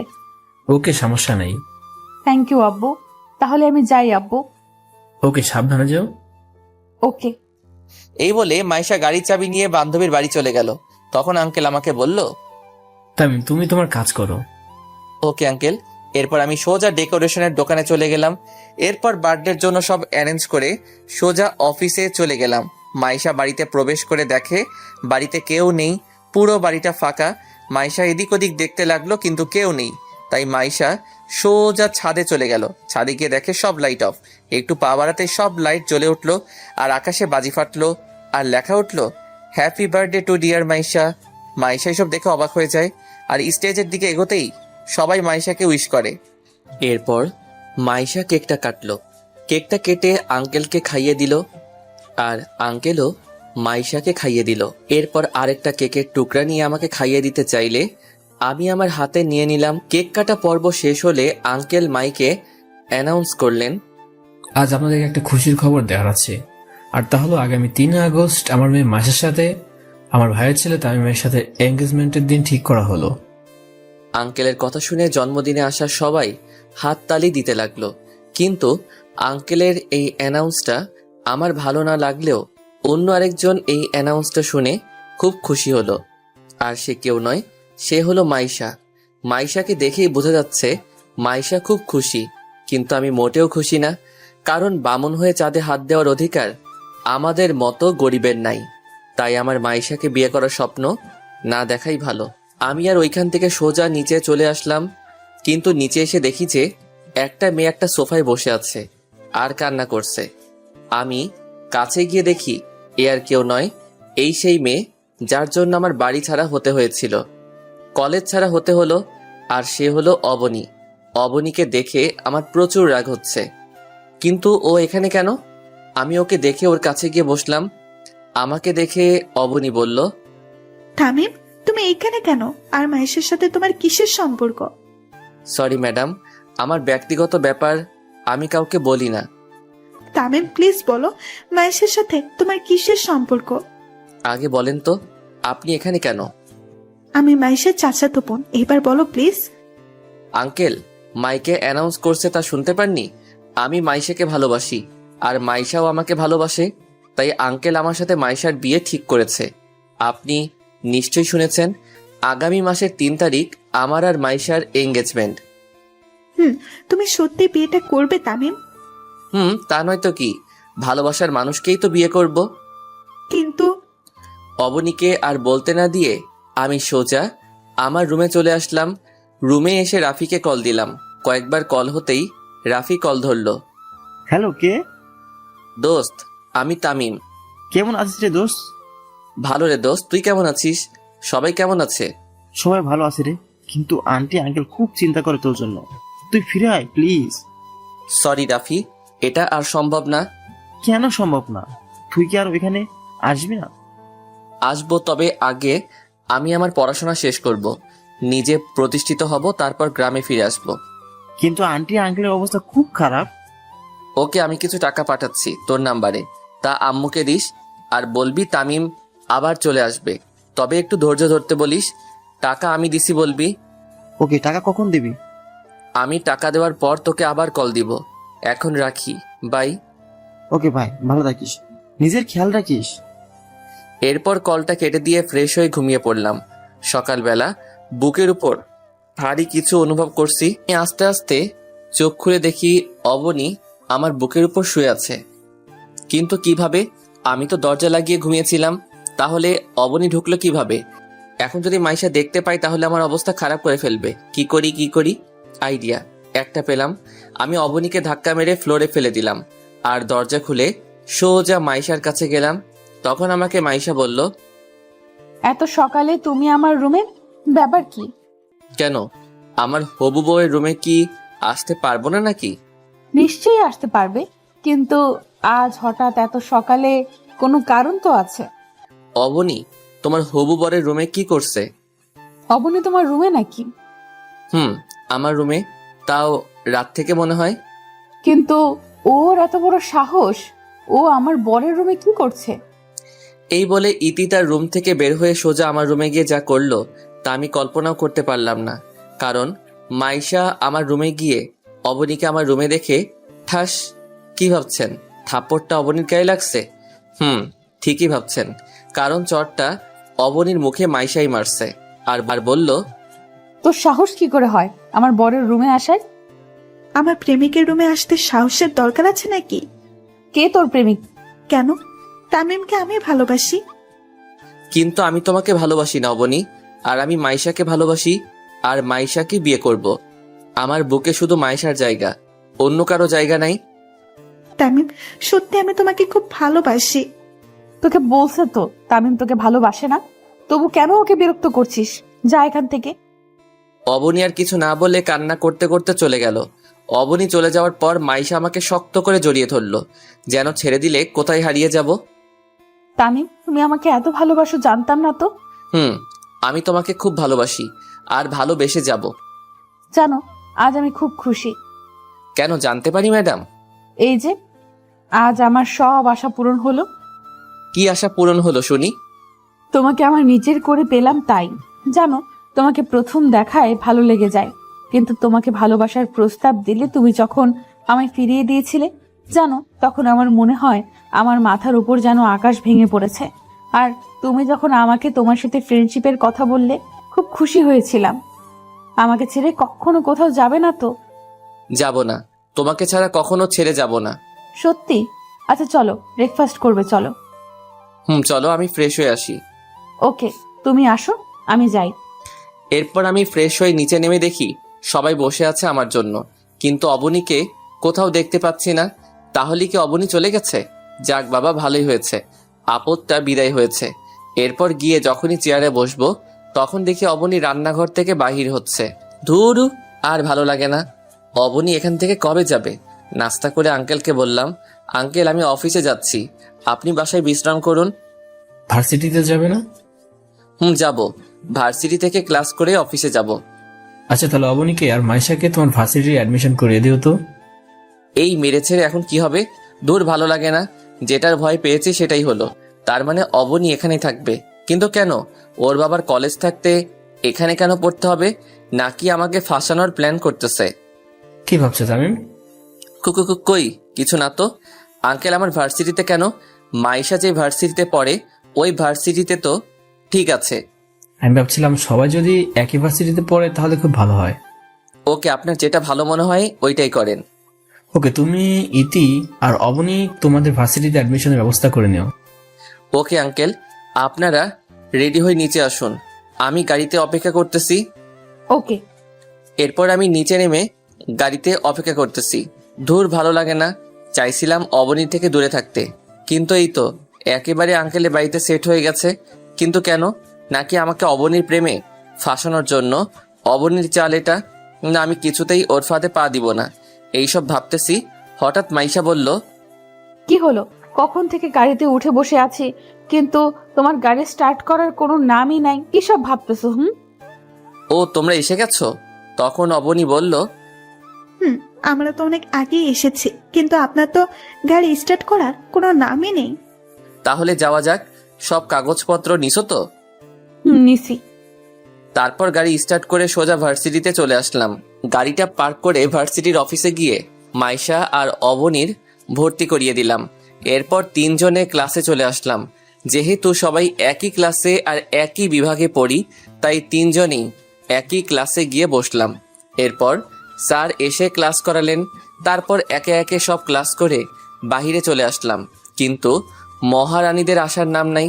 আমি মাঠের একপাশে সিঁড়িতে গিয়ে বসলাম। হঠাৎ একটা মেয়ে এসে বলে, হাই, আমি নীলা। তো আমি কি করব? কিছু করতে হবে না। এই তো গুড। এরপর পিছনে ফিরতেই দেখি মাইশা আর অবনী দাঁড়িয়ে। আমি ওদের চোখের দিকে তাকাতেই দেখি চোখগুলো রাগে লাল হয়ে গেছে। মনে হচ্ছে যেন ওই চোখের ভিতর থেকে আগুন বাহির হবে। আমি তো ভয়ে শেষ। এখন কি হবে? কি আর হবে? আমি তো আর ইচ্ছে করে ওর সাথে কথা বলিনি। তখন মাইশা রেগে বলল, তুই ওই নীলার সাথে কি কথা বলতেছিলি? মেয়ে দেখলেই শুধু কথা বলতে ইচ্ছে করে, তাই না? এই রে, এই মেয়ে তো তুই তুকারি শুরু করে দিল। এখন কি হবে? খুব রেগে আছে। আমি ইচ্ছে করে কথা বলিনি। নীলা নিচ থেকে আমার সাথে কথা বলতে আসছিল, আমি তো কথাই বলিনি ওর সাথে। সত্যি তো তামিম? সত্যি বলছি। মাইশা, আমি কিন্তু মিথ্যে বলতেছি। ও বুঝছি, তার মানে সবকিছুর মেইন হচ্ছে এই অবনী। দাঁড়াও, দেখাচ্ছি অবনী তোমাকে। আমাকে কলেজ থেকে টিসি দিয়ে এখন আবার আমার আর মাইশার মাঝে ফাটল ধরাতে আসছো? মাইশা কলিজা আমার, বিশ্বাস করো আমি নিজ থেকে ওই মেয়েটার সাথে কথা বলিনি। মাইশাকে কলিজা ডাকতে শুনে অবনী রাগে ফেটে যাচ্ছে, মনে হচ্ছে যেন কাঁচা খেয়ে ফেলবে আমাকে। আমি তোমাকে কখনো অবিশ্বাস করতে পারি না। আমি জানি তুমি কখনো নিজ থেকে মেয়েদের সাথে কথা বলবে না। অবনীকে আরো রাগানোর জন্য মাইশাকে বললাম, কলিজা চলো যাওয়া যাক, অনেক দেরি হয়ে গেছে, অফিসে যেতে হবে তো। মাইশার একটা হাত ধরে বললাম। আমাকে মাইশার হাত ধরতে দেখে অবনী আর থাকতে না পেরে গাড়িতে গিয়ে বসে পড়ল। আমিও খুশি। অবনী এখন কেমন লাগে? আমাকে ভালোবাসতে আসছো? তখন তো বলেছিলে আমার কিছু নেই, তাহলে আজ কেন আমাকে ভালোবাসতে আসছো? অবনী, তোমাকে আমি কোনোদিন ভালোবাসতে পারবো না, কারণ আমি মাইশাকে খুব ভালোবাসি। কি হলো, চলো। চলো। আজ কিন্তু আমরা একটা রেস্টুরেন্টে যাব। কিন্তু অবনী বলে উঠল, রেস্টুরেন্টে কেন? আজ দুপুরের খাবার রেস্টুরেন্টেই খাবো। আমি যাব না। কেন যাবি না? আমার রেস্টুরেন্টের খাবার ভালো লাগে না। তামিম, তুমি গাড়ি স্টার্ট দাও আর একটা রেস্টুরেন্টের সামনে গাড়িটা থামাবা। ওকে মহারানী। এরপর গাড়ি ড্রাইভ করে সোজা একটা রেস্টুরেন্টের সামনে গাড়িটা পার্কিং করলাম। তারপর তিনজনে রেস্টুরেন্টে ঢুকলাম আর একটা ভিআইপি কেবিনে বসলাম। আমি আর মাইশা পাশাপাশি বসলাম, আর অপর পাশে বসে আছে অবনী। এরপর ওয়েটার আসলে খাবার অর্ডার করা হয়। এরপর ওয়েটার আসার আগ পর্যন্ত একটু প্রেম করে নেই। তারপর আমি মাইশার কাঁধে মাথা রাখলে মাইশা বলল, এই কি করছো? দেখো অবনীর সামনে বসে আছে। আমার তো এতক্ষণ অবনীর কথাই মনেই ছিল না। সরি কলিজা। একটু পর ওয়েটার খাবার নিয়ে চলে আসলো। এরপর আমি খাবার বাসনে নিয়ে আঙুল দিয়ে খেলা করতেছি। মাইশা আমার এই অবস্থা দেখে বলল, কি হলো, তুমি খাচ্ছ না কেন? তোমার হাতে খেতে ইচ্ছে করছে। দেখছো না সামনে অবনী বসে আছে, পরে আমার হাতে খেতে পারবে? আচ্ছা ঠিক আছে, রাতে কিন্তু তোমার হাতে ছাড়া আমি খাবার খাবো না। আচ্ছা ওকে, এখন খেয়ে নাও। আমার আর মাইশার চুপি চুপি কথা বলতে দেখে অবনী বলল, কিরে, তোরা খাবার না খেয়ে চুপি চুপি কি বলতেছিস? কিছু না তো। কিছু না। না, কিছু একটা তো চলছে। বাদ দে সব, এখন খাবারটা খেয়ে নে। এরপর খাওয়া শেষ করে বিল মিটিয়ে ইতি আর অবনীকে বাড়ি ড্রপ করে দিয়ে সোজা অফিসে চলে আসলাম। এরপর সোজা এসে কেবিনে বসলাম। 2টা ফাইল দেখা শেষ হলে, ওকে তুমি যাও, আমি আসতেছি। এরপর আমার কেবিন থেকে বের হয়ে সোজা আঙ্কেলের কেবিনে গেলাম। আঙ্কেলের কেবিনে ঢুকে সালাম দিলাম। আসসালামু আলাইকুম আঙ্কেল। ওয়ালাইকুম আসসালাম, তুমি চেয়ারে বসো। Okay uncle. তাই আজকে তোমাকে রাতে অফিসে থাকতে হবে। ওকে, সমস্যা নাই। আজকে সন্ধ্যা একটা প্রজেক্ট আছে, আর ওই প্রজেক্টটা যদি আমরা পাই তাহলে আমাদের কোম্পানির 70% লাভ হবে। ওকে, প্রজেক্টটা আমরাই জিতবো, আপনি কোনো চিন্তা করিয়েন না। তুমি যতটা সহজ ভাবছো ততটা সহজ নয় প্রজেক্ট, আমরা পাবো। অনেক কঠিন একটা প্রজেক্ট। আঙ্কেল আপনি একদম চিন্তা করবেন না, আর প্রজেক্টের কাগজগুলো আমায় দেন। এই নাও। আঙ্কেল আমি তাহলে প্রজেক্টের ব্যাপারে সবকিছুর প্রস্তুতি নিতে হবে, তাই আমি আমার কেবিনে গেলাম। কোনো সমস্যা হলে বলবেন। ওকে যাও। এরপর আঙ্কেলের কেবিন থেকে বের হয়ে সোজা আমার কেবিনে চলে আসলাম। প্রজেক্টের ব্যাপারে সবকিছু প্রস্তুতি নিয়ে নিলাম। এখন শুধু প্রজেক্টটা ক্লায়েন্টের সামনে উপস্থাপন করা। দেখতে দেখতে 8টা বেজে গেল। তারপর আমি আর আঙ্কেল কনফারেন্স রুমে চলে গেলাম। এরপর সব ক্লায়েন্ট চলে আসলো। এরপর একটা ক্লায়েন্ট বলল, জি দামি প্রজেক্ট দেখাও। জি আঙ্কেল। এরপর আমি প্রজেক্টর অন করে পুরো প্রজেক্টটা দেখাতে লাগলাম। এরপর প্রজেক্টটা শেষ হলে সবাই হাততালি দিল। মিস্টার চৌধুরী, আমি আপনার প্রজেক্টটা কিনতে চাই। আমিও আপনার প্রজেক্টটা কিনতে চাই। ওকে, ডিল ডান। ওকে, ডিল ফাইনাল। এই নিন। আমার পক্ষ থেকেও ডিল ফাইনাল। এই নিন, 50% আগে পরিশোধ করে দিলাম, বাকিটা প্রজেক্ট হাতে আসার পর। ওকে মিস্টার রায়হান, প্রজেক্টটা আগামী 3 দিনের মধ্যে পেয়ে যাবেন। ওকে, এখন আসি মিস্টার চৌধুরী। এরপর আরো কয়েকটা কোম্পানিতে আমাদের প্রজেক্টর কিনে নিল। সবাই আঙ্কেল আর আমার সাথে হাত মিলিয়ে চলে গেল। সবকিছু তোমার জন্য সম্ভব হয়েছে, কংগ্রাচুলেশন তামিম। এটা আমার কর্তব্য আঙ্কেল। এই প্রজেক্টের জন্য আমরা 80 কোটি টাকা পেয়েছি, আরো 120 কোটি টাকা পাবো যদি কোম্পানি আমরা প্রজেক্টটা দিতে পারি। তাতে আমরা আমাদের কোম্পানি আরেকটা শাখা করতে পারবো। আঙ্কেল আপনি কোনো চিন্তা করবেন না, প্রজেক্টটা সব কোম্পানিকে আমরা দিতে পারবো। তুমি এখন বাসায় যাও। না আঙ্কেল, আপনি বাসায় যান, আজ থেকে আপনার কোম্পানি আমি সামলাবো। সত্যি তুমি সামলাবে? তাহলে তো খুব ভালো। আঙ্কেল, আজ থেকে আমি সামলাবো, আপনি বাসায় যান, আমি একটু পর বাসায় যাব। ওকে আমি যাই তাহলে, তুমি সাবধানে এসো। আঙ্কেল আপনিও সাবধানে যাবেন। এরপর আঙ্কেল চলে গেল। পিয়ন ডাক দিয়ে কফি আনতে বললাম, কারণ রাত প্রচুর হয়েছে, যার কারণে আমার একটু একটু ঘুম আসতেছে। কিন্তু আমার ঘুমালে চলবে না, কারণ 3 দিনের মধ্যে প্রজেক্টের 8টা কপি তৈরি করতে হবে। আমাদের কাছে মাত্র 2টা কপি আছে। যেইভাবেই হোক আজকের মধ্যে আরো 2টা কপি রেডি করতে হবে। কিন্তু এত কম সময় 2টা কপি কিভাবে তৈরি করব, কি যে করি, কিভাবে যে কপি তৈরি করি। যেইভাবেই হোক কপিগুলো রেডি করতেই হবে। হঠাৎ মোবাইলটা যেন কেঁপে উঠল। রাত 12টা বাজে, কিন্তু এত রাতে কে কল দিবে? মোবাইলটা হাতে নিয়ে দেখি মাইশা কল দিয়েছে। আমি কলটা রিসিভ করতেই ওপাশ থেকে, তামিম তুমি কোথায়? এত রাত পর্যন্ত অফিসে কিসের এত কাজ, যার জন্য বাসায় আসতে পারতেছো না? এই তো একটু পর চলে আসতেছি মাইশা জানো। ওকে, দেরি করো না কিন্তু, আমি তোমার জন্য এখনো না খেয়ে বসে আছি। কি তুমি এখনো খাও নাই? তোমার জন্য অপেক্ষা করতেছি, তুমি আসলে তোমার হাতে খাবো বলে। আজকে পারবো না, তুমি এখন খেয়ে লক্ষ্মী মেয়ের মতো ঘুমিয়ে পড়ো। কিন্তু কোনো কিন্তু নয়, তুমি খেয়ে ঘুমিয়ে পড়বে ব্যাস। ওকে, তুমি তাড়াতাড়ি চলে এসো কিন্তু। ওকে। ফোনটা কেটে দিয়ে আবার প্রজেক্টে হাত লাগালাম, কিন্তু কিছুতেই পারতেছি না। কি করি এখন, কি করি? এরপর কম্পিউটারে হাত দিয়ে প্রজেক্টটা আস্তে আস্তে আবারও রেডি করতে লাগলাম, কিন্তু একবারে হলো না। তাই 3-4 বার ট্রাই করার পর হয়ে গেল। তারপর 2টা কপি করে বাসায় চলে আসলাম। এইভাবে কেটে গেল কয়েকটা দিন। কাল 3ই আগস্ট, আর আমার আর মাইশার এঙ্গেজমেন্ট। তাই এঙ্গেজমেন্টের জন্য অনেক কিছুর আয়োজন করছে, তাই আর অফিসেও যাওয়া হলো না। তাই আমি আমার রুমে বসে আছি, এমন সময় অবনী আমার রুমে আসলো। আমি অবনীকে দেখে বললাম, তুমি এখানে কি করছো? কেন আসতে পারি না নাকি? না, তুমি আমার রুমে আসতে পারো না। তামিম, একটা কথা বলবে আমায়? কি কথা বলেন? তো ভালোবাসো? কি বলতে চাইছেন আপনি? আমি বলতে চাইছি যে আমি তোমাকে খুব ভালোবাসি, তাই আমি চাই তুমি মাইশের সাথে এঙ্গেজমেন্ট করবে না। সরি, আপনি কে বলার? আমি কার সাথে এঙ্গেজমেন্ট করব না করব এটা সম্পূর্ণ আমার ব্যক্তিগত ব্যাপার। সত্যি তুমি মাইশাকে বিয়ে করবে?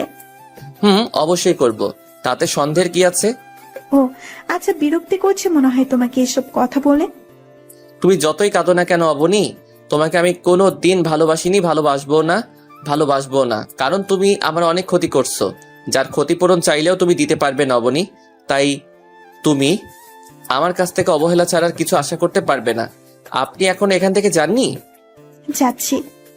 অবনী চলে গেল আর আমিও ঘুমিয়ে গেলাম। সকালবেলা দরজার টোকার আওয়াজ, ঘুমটা ভেঙে গেল। ধুর, ভালো লাগে না। কোন হারামজাদা আমার কাঁচা ঘুমটা ভাঙলো রে? এই কে রে? আমি। ও তুমি? তারপর দরজাটা খুলে দিলাম। মাইশা ভিতরে ঢুকে বলল, তাড়াতাড়ি উঠো। এত সকাল সকাল কেন উঠবো? এত সকাল মানে? এখন কয়টা বাজে খেয়াল আছে? হবে 7টা 8টা। না মহারাজ, এখন 10টা বাজে। একটু পর আমাদের এঙ্গেজমেন্ট শুরু হবে। যাও তাড়াতাড়ি ফ্রেশ হয়ে আসো। ওকে, তুমি যাও, আমি আসতেছি। তাড়াতাড়ি উঠে গোসল করে বাহিরে এসে একটা নীল কালারের পাঞ্জাবি আর পায়জামা পরে নিচে নেমে আসলে আঙ্কেল বলল, তাই তুমি রেডি তো? আঙ্কেল। তাহলে এদিকে আসো, আর এই আন্টিটা মাইশাকে পাঠিয়ে দাও। ওকে আঙ্কেল, দেন। তারপর আঙ্কেলের হাত থেকে আংটিটা নিয়ে মাইশার ডান হাতের আঙ্গুলে পরিয়ে দিলাম। মাইশাও আমার হাতে আংটি পরিয়ে দিলে অনুষ্ঠানে থাকা সবাই খুশিতে হাততালি দেয়। কিন্তু সবাই হাসি খুশি হলেও একটা মানুষের খুব মন খারাপ, আর সে আর কেউ নয়, সে হলো অবনী। তার মুখ দেখে বোঝা যাচ্ছে অবনী এই বিয়েটা সহ্য করতেই পারছে না। কিন্তু কেন? আমি তো অবনীকে ভালোবাসি না, আর একতরফা কখনো ভালোবাসা হয় না। এইসব ভাবতেছি, হঠাৎ স্পিকারের শব্দে ধ্যান ভাঙল। তখন আঙ্কেল বলল, লেডিস অ্যান্ড জেন্টলম্যান, আগামী 1 ডিসেম্বর তামিম আর মাইশার বিয়ে। আশা করি যারা আজকেও এসেছেন তারা সবাই বিয়ের দিন আসবেন আর তাদের এই জুটিটাকে আশীর্বাদ করবেন। এত তাড়াতাড়ি আঙ্কেল বিয়ে ঠিক করে ফেলবে আমি তো ভাবতেই পারিনি।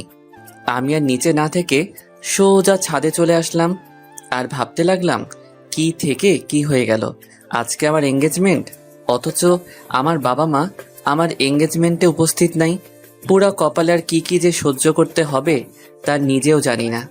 মা বাবা, জানি না তোমরা কেমন আছো, হয়তো আমাকে নিয়ে চিন্তা করছো। চিন্তা করো না মা, আর কয়েকটা দিন অপেক্ষা করো, তোমার ছেলে আবার তোমার কোলে ফিরে আসবে মা। এইসব ভাবতেছি আর কান্না করতেছি। হঠাৎ করে কে যেন কাঁধে হাত রাখলো। আমি পিছনে ফিরতেই দেখি অবনী। আমি চোখের পানি মুছে অবনীকে বললাম, আপনি এখানে কেন? আগে বলো তুমি কাঁদছো কেন? আমার কান্না ছাড়া আর কি বা করার আছে? আমার জীবনটাকে যে আপনি তছনছ করে দিছেন। আপনার জন্য আমার কলেজ ছাড়া হতে হলো মা বাবা ছাড়া। জানেন, মা বাবার কথা মনে পড়লেও মা বাবার সাথে দেখাও করতে পারছি না, শুধুমাত্র আপনার জন্য। কি দোষ করেছিলাম আমি? কি দোষ ছিল আমার? বলেন না ম্যাডাম। অবনী নিশ্চুপ। কি হলো, চুপ কেন? জানি আপনার কাছে এইসব প্রশ্নের উত্তর নাই। কেন জানেন? আপনি ভালোবাসার নামে ছেলেটার দুর্বলতার সুযোগ নিয়ে ছেলেটাকে নিয়ে শুধু খেলা করতে পারেন, এছাড়া আর কিছুই তো পারেন না। আর হ্যাঁ, আরেকটা কথা, এই বাড়িতে যতদিন আছেন ততদিন আর আমার চোখের সামনে আসবেন না। আপদটা বিদায় হলো। এরপর ছাদ থেকে সোজা নিচে এসে গাড়ি বের করে সোজা একটা নদীর তীরে চলে গেলাম। কিছুক্ষণ প্রকৃতির ছোঁয়া অনুভব করে আবার বাসায় ফিরে আসলাম। বাসায় এসে রুমে চলে আসলাম। রুমে এসে দেখি মাইশা আমার রুমে শুয়ে আছে। মাইশাকে ঘুমন্ত অবস্থায় দেখতে একদম পরীর মতো লাগতেছে। তার গোলাপি ঠোঁটগুলো যেন আমায় তার কাছে টেনে নিচ্ছে। তবুও নিজেকে কন্ট্রোল করে মাইশার কপালে ভালোবাসার পরশ এঁকে দিয়ে সোজা ফ্রেশ হতে গেলাম। ফ্রেশ হয়ে বাহিরে এসে দেখি মাইশা বিছানায় বসা। আমি মাইশাকে দেখে বললাম, তুমি ঘুম যাওনি? তোমাকে বাইরে রেখে কিভাবে একা ঘুমাতে পারি বলো? এই তুমি ডিনার করছো? না, কেন? তোমার হাতে খাবো বলে এখনো না খেয়ে বসে আছি। আচ্ছা যাও, খাবার নিয়ে আসো, আমারও খুব খিদে পেয়েছে। আচ্ছা যাচ্ছি। মাইশা, আঙ্কেল কি ঘুমিয়ে গেছে নাকি? অনেকক্ষণ হয়েছে। আচ্ছা তুমি গিয়ে খাবার নিয়ে এসো। এরপর মাইশা রুম থেকে বাইরে চলে গেল। তারপর কিছুক্ষণ পর একটা প্লেটে কিছু খাবার নিয়ে ফিরে আসলো। তারপর আমার কাছে বসে বলল, যাও গিয়ে হাত ধুয়ে আসো। আমিও লক্ষ্মী ছেলের মতো হাত ধুয়ে আসলাম। এবার হা করো। আমি হা করলাম আর মাইশা আমায় খাইয়ে দিল। এরপর খাওয়া শেষের দিকে মাইশার আঙুলে একটা কামড় দিলাম। মাইশা তাড়াতাড়ি আমার মুখ থেকে আঙুলটা বের করে আঙুলে ফু দিতে লাগলো আর আমাকে বলল, এই তুমি আমাকে কামড় দিলে কেন? কই, আমি তো কামড় দিই নাই। এই দেখো তুমি কামড় দিছো। এরপর মাইশার আঙুলটা ধরে আঙুলের উপর ফু দিতে লাগলাম। হঠাৎ মাইশা হাতটা সরিয়ে নিয়ে প্লেটগুলো নিয়ে চলে গেল। এরপর আমি হাত ধুয়ে শুয়ে পড়লাম।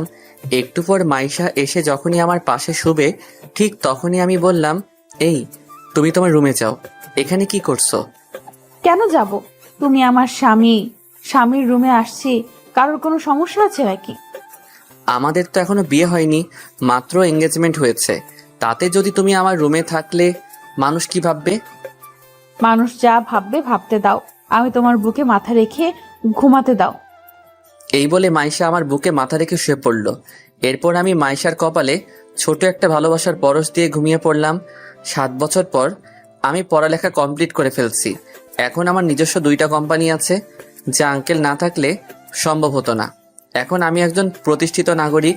মাইশা আর আমার বিয়ে হয়ে গেছে, কিন্তু এখনো আমাদের মধ্যে কিছুই হয়নি। একসাথে এক রুমে থাকি, তবু আমাদের মাঝে কিছুই হয়নি, কারণ আমি নিজের পায়ে দাঁড়ানোর পর আমাদের মাঝে সবকিছু হবে।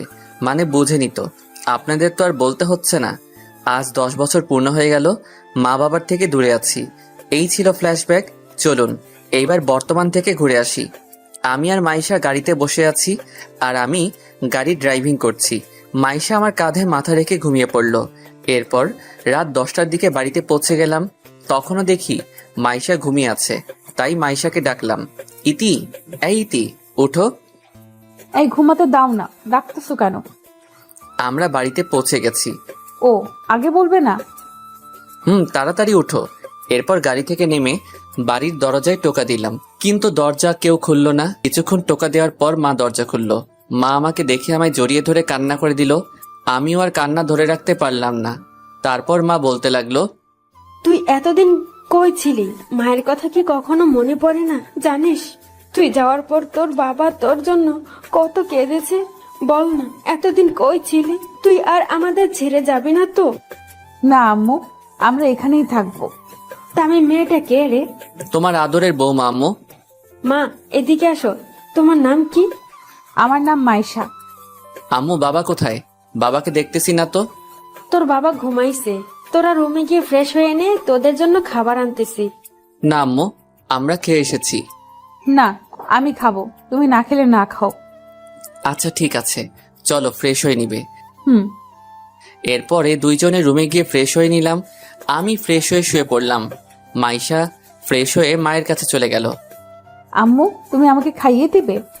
কেন দিব না আম্মু, তুমি এদিকে বসো, আমি তোমাকে খাইয়ে দিচ্ছি। ওকে আম্মু। এরপর আম্মু মাইশাকে খাওয়াই দিতে লাগলো, কিন্তু মাইশার চোখে পানি। আম্মু তা খেয়াল করলো, তাই মাইশাকে বলল, কি হলো, তুমি কাঁদছো কেন? আম্মুর কথা মনে পড়ে গেল, আম্মুকে খুব মিস করতেছি। তোমার আম্মু নেই কে বলেছে? আমি তো আছি, আজ থেকে আমাকেই আম্মু বলে ডাকবে, কেমন? ওকে আম্মু। এবার কান্না বন্ধ করে খাবারটা খেয়ে নাও তো। এরপর মাইশা ছোটদের মতো করে আম্মুর হাতে খাবার খেয়ে আবার রুমে চলে আসলো। রুমে আমার বুকে মাথা দিয়ে ঘুমিয়ে পড়লো। সকালবেলা গায়ে পানি পড়ায় ঘুমটা ভেঙে গেল। চোখ খুলে দেখি মাইশার চুল থেকে পানি ঝরতেছে, আর মাইশাকে ভেজা চুলে খুব সুন্দর লাগতেছে। আমি আর নিজেকে কন্ট্রোল করতে না পেরে মাইশাকে পিছন থেকে জড়িয়ে ধরলাম। এই কি করছো? ছাড়ো আমায়। কেন ছাড়বো? কেন? এখন কেউ এসে পড়লে সমস্যা হবে। কেন? আমি আমার বউকে আদর করব, এতে কার কি সমস্যা? তা মহারাজ, আজ এত রোমান্টিক মুডে কেন? তুমি এত সুন্দর কেন বলো তো? মন চায় সব সময় তোমাকে আদর করতে। আচ্ছা যাও, গিয়ে ফ্রেশ হয়ে আসো, আম্মু আমাদের জন্য অপেক্ষা করতেছে। কে তুমি? যাও, আমি আসতেছি। ওকে। এরপর ফ্রেশ হয়ে বাহিরে আসলাম। বাহিরে এসে দেখি সবাই চেয়ারে বসে আছে আর আমার জন্য অপেক্ষা করতেছে। আব্বু আমাকে দেখে জড়িয়ে ধরলো আর বলল, এতদিন কোথায় ছিলি বাবা? আমাদের কথা কি কোনো দিনও মনে পড়েনি? আজ 10 বছর হলো, তারপর আসলি। আর তো আমার কোনো নামই নেই, কেন আমরা তোর কেউ হয় না?